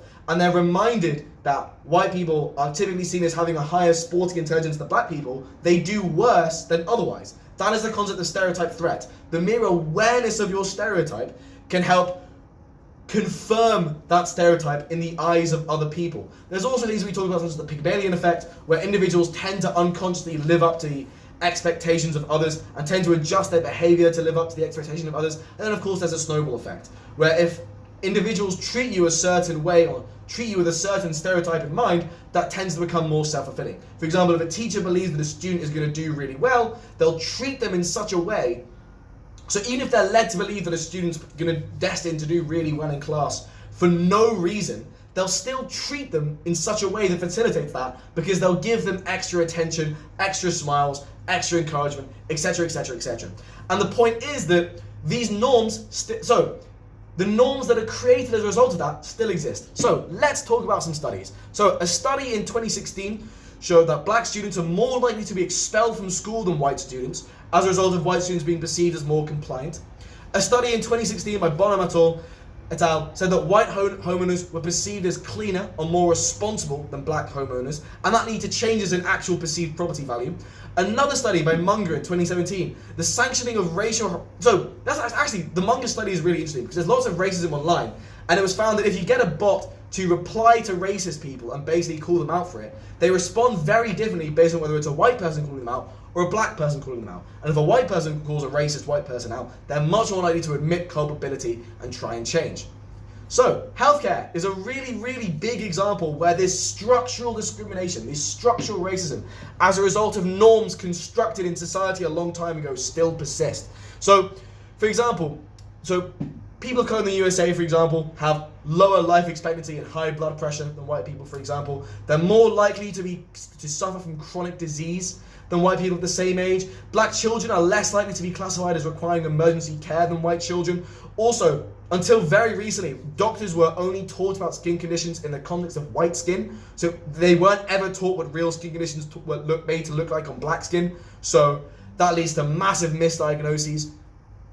Even in research, black medical students and the general population both tend to underestimate the amount of pain that black people feel in comparison to white people. They also, so when they're asked about why, it's because these individuals hold false beliefs that black people have literally thicker skin or have less sensitive pain receptors, for example. So as a result of this, black Americans are less likely to be prescribed pain medication when reporting pain to a doctor, as revealed by a study in 2013. So all of this is to say that even in the 2010s, the cultural inequality between black people and white people still persists. These norms still persist. Even though these medical students, who are likely to rate black people as having less sensitive pain receptors than white people, complete myth by the way, even though these individuals probably would have explicitly rejected racism, as a result of the norms that have built up in society and by the internalization of norms by members of society, that still leads to genuine differences in how black people and white people are treated. And that leads to genuine differences in the sort of harm and happiness inflicted on both of these groups respectively. So again, you can change the laws of a society. So in the late 1960s in the Western world, racial discrimination was banned in official law. However, I mean, it still occurs in CVs, for example. So there have been experiments where CVs have been sent to employers, and I think people with non-Western names, I think African names, or might just be non-Western names in general, were 45% as likely to gain a callback than people with English names, even though like the CVs were exactly identical. And this was a recent study done, by the way. So the point is that these norms still persist. You can change the legal system, but changing norms is a much, much more different process. And in order to change norms, you have to do things which violate people's schema of non-Westerners as lazy or weak or insufficient or irrational or unintelligent. You have to actually do things like getting them into high-level positions in workplaces. You have to focus on education of marginalized groups. You have to represent marginalized groups such as non-Westerners, such as black people, in media as being intelligent, resourceful, kind, sensitive people. It's not enough just to change the law. You have to change the culture. You have to change the schemas that people have in their heads. You have to change how Westernness and non-Westernness is in fact perceived. Now, you might politically oppose things like diversity quotas. That's fine. I'm not telling you how to think. The point is just that without policies similar to that, it's much, much more difficult to change the norms of society. Because if you actually want to make life better for marginalized groups, it's not enough just to remove legal barriers to do so. You have to actually change the way that people think and the way that people act. And that is a much, much more subtle process. I mean, and also the fact that in the 1800s, for example, the dehumanization of black people was so colossally vast that the fact that black people are still infrahumanized in society today, for example, seen as less intelligent, or seen as having less sensitivity to pain, or seen as being less employable, that's less surprising when you consider the massive degree of dehumanization of black people in the 1800s. So if you look at bills of sale of slaves in the 1800s, for example, they literally describe male black people as bulls, female black people as cows, and black children as calves. Like, they literally use animalistic terms. And also in the 1830s until the sort of American Civil War, so for the mid-1800s in the American South, slavery was not even seen as a necessary evil. It was seen as a positive good. It was justified in society as an inherently good thing there. And I mean, the history of slavery in America is really a whole nother episode, as is the American Civil War and the roots of the American Civil War. That's really a whole nother episode. In fact, I think I want to do an episode about the American Civil War at some point. But the point is, for the American Civil War, like, it was slavery. The root cause of the American Civil War was slavery. It was other causes as well. It wasn't just slavery, but undoubtedly the most major cause of that was slavery. And not only that, slavery and attitudes towards slavery and conflict between different groups' attitudes towards slavery. For example, the Northern America and Southern America. That not only was really relevant to the American Civil War, but it really defines the trajectory and the actions of a US history. So just to give one example, the reason why Texas is one massive state rather than 5 smaller states is because Northern Americans didn't want 5 new slave-owning states entering the Union and therefore wielding extra senators in the Senate. That's just one example. But the point is, all this stuff really, really mattered. The degree of dehumanization of black people in the 1800s was vast. Although it's worth noting that even in the USA, Northern abolitionists or British abolitionists still didn't believe that the races were actually equal. They still would have agreed with these norms characterizing non-Westerners as a kind of psychological foil to Westerners. It's just they didn't believe and they didn't support actual genuine slavery. So, another thing, just as when I talked about social identity theory in the context of sexism and systemic discrimination and how modern feminism seeks to remedy that, the idea of anti-racism in modern society really is about all these norms. Anti-racism basically says it's not enough just to not be racist. You have to not only call out racism when you see it, but ideally try and understand these norms. Try and understand how racism permeates society and how racism affects its norms. And we can see with empirical evidence, with the studies I've just described, it does permeate societies and it does affect their norms. Even in the 2010s, despite the fact that decades ago, black people were given equal civil rights to white people in Western societies. So the idea of anti-racism, it's not the same thing. And again, there may be individuals who are racist towards white people under the banner of so-called anti-racism, but that's not what anti-racism as an actual concept is about. Because remember, anyone can do anything in the name of an idea. For example, Stalin can create a communist regime in the name of Karl Marx and then create three explicit social classes. This is a massive tangent, but it's just the fact that Stalin openly admitted to having created a new class system and that he was okay with that and that it was a good thing, which is the exact opposite of everything Marx would have wanted. Or Lenin, for example. So Marx was all about democracy. And I know that this is irrelevant, and I know that you might also be thinking, this guy is a communist, so maybe he's got some kind of agenda to push. I'm not a communist, and I don't have an agenda to push. All I want to do is give you actual facts. What you choose to do with these facts is up to you. Whether you believe in systemic racism is up to you. I can't tell you what to think. I don't want to tell you what to think. I just want to give you facts. I just want to tell you what social identity theory is. I want to tell you how it relates to the concept of race. And I want to tell you some empirical evidence validating this stuff. How you integrate that into your worldview is up to you.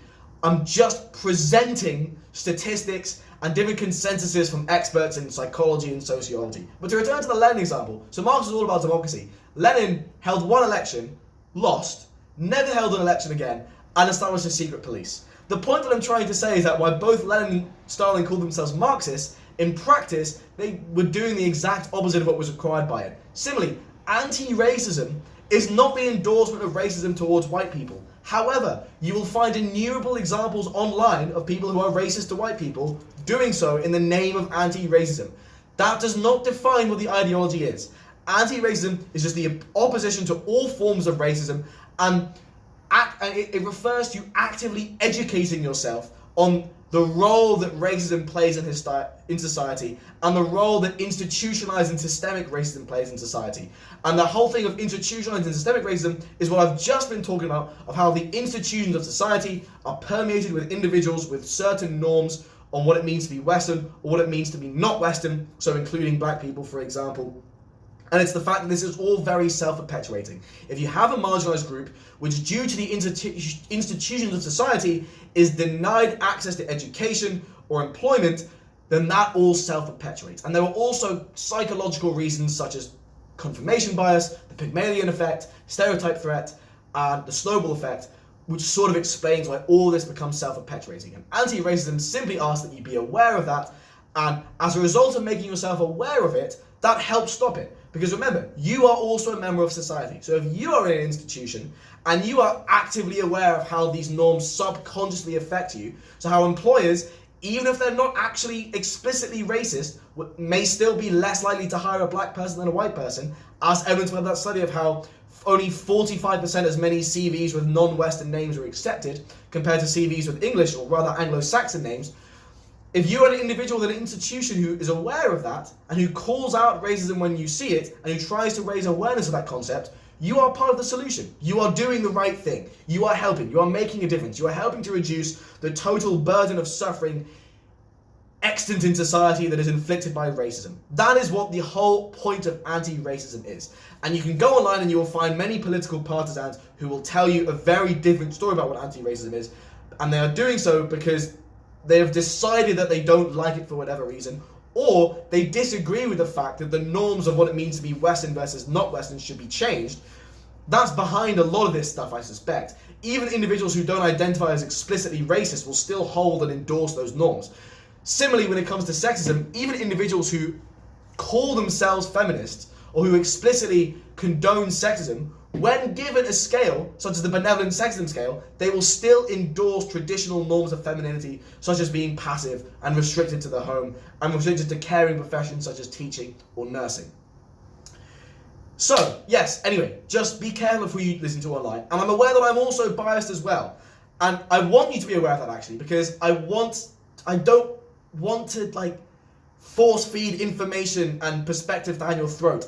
I want this YouTube channel to be a place which encourages you to think critically. I want you to think. I don't want to force feed an ideology down your throat. But part of thinking critically and thinking independently is being wary of other people who do want to force feed ideologies down your throat. And when you look at right-wing political thinkers online, I mean Ben Shapiro, Jordan Peterson, but there's a ton of them, These individuals are not going to tell you that they are biased, that they want you to think critically, because they are trying to get you to think a certain way. And I just want you as a consumer and as a person who is not immune to propaganda to be wary of that. That's all. So, and again, I know that we've just looked at systemic discrimination from the perspective of SIT, of social identity theory, but I still think it's an important topic to discuss, and I'm still glad that we're talking about systemic discrimination because it is an important topic within society. And that concludes episode 25. This, I think, is going to be potentially the longest episode yet.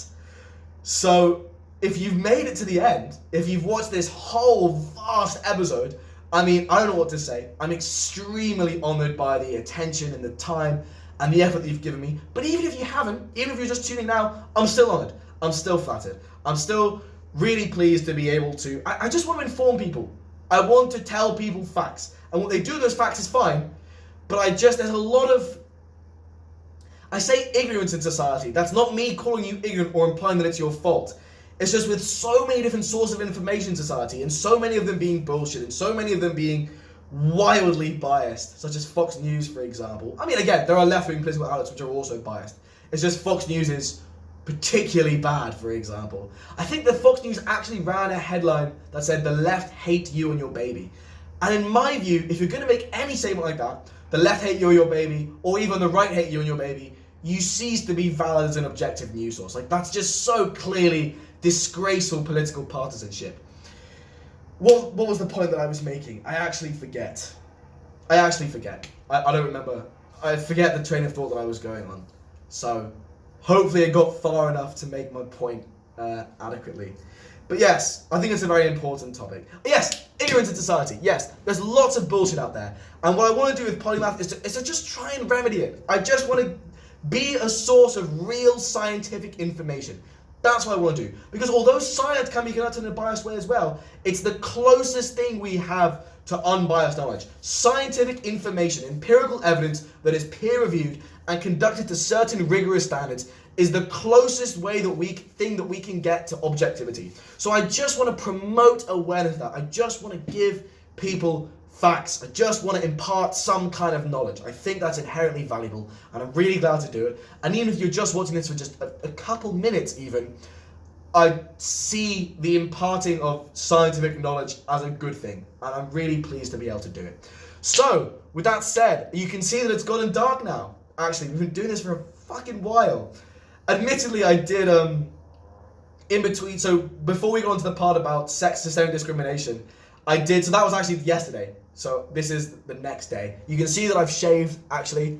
So just in case you were wondering, oh shit, did the lighting switch up or something? No, I did just shave beforehand. Still need to get a haircut. And so I'm going to get a haircut next weekend. So you might see me in a future episode with a little fresh skin fade, That's the plan. Anyway, unless the hairdresser is fully booked, in which case I'm fucking cooked because I haven't had a good haircut in 3 months. But anyway, thank you very much for listening. I am very, very grateful for you and your time. I should probably look at the camera, shouldn't I? Thank you very much for listening. I really appreciate it, and I hope you have a wonderful day. Take care.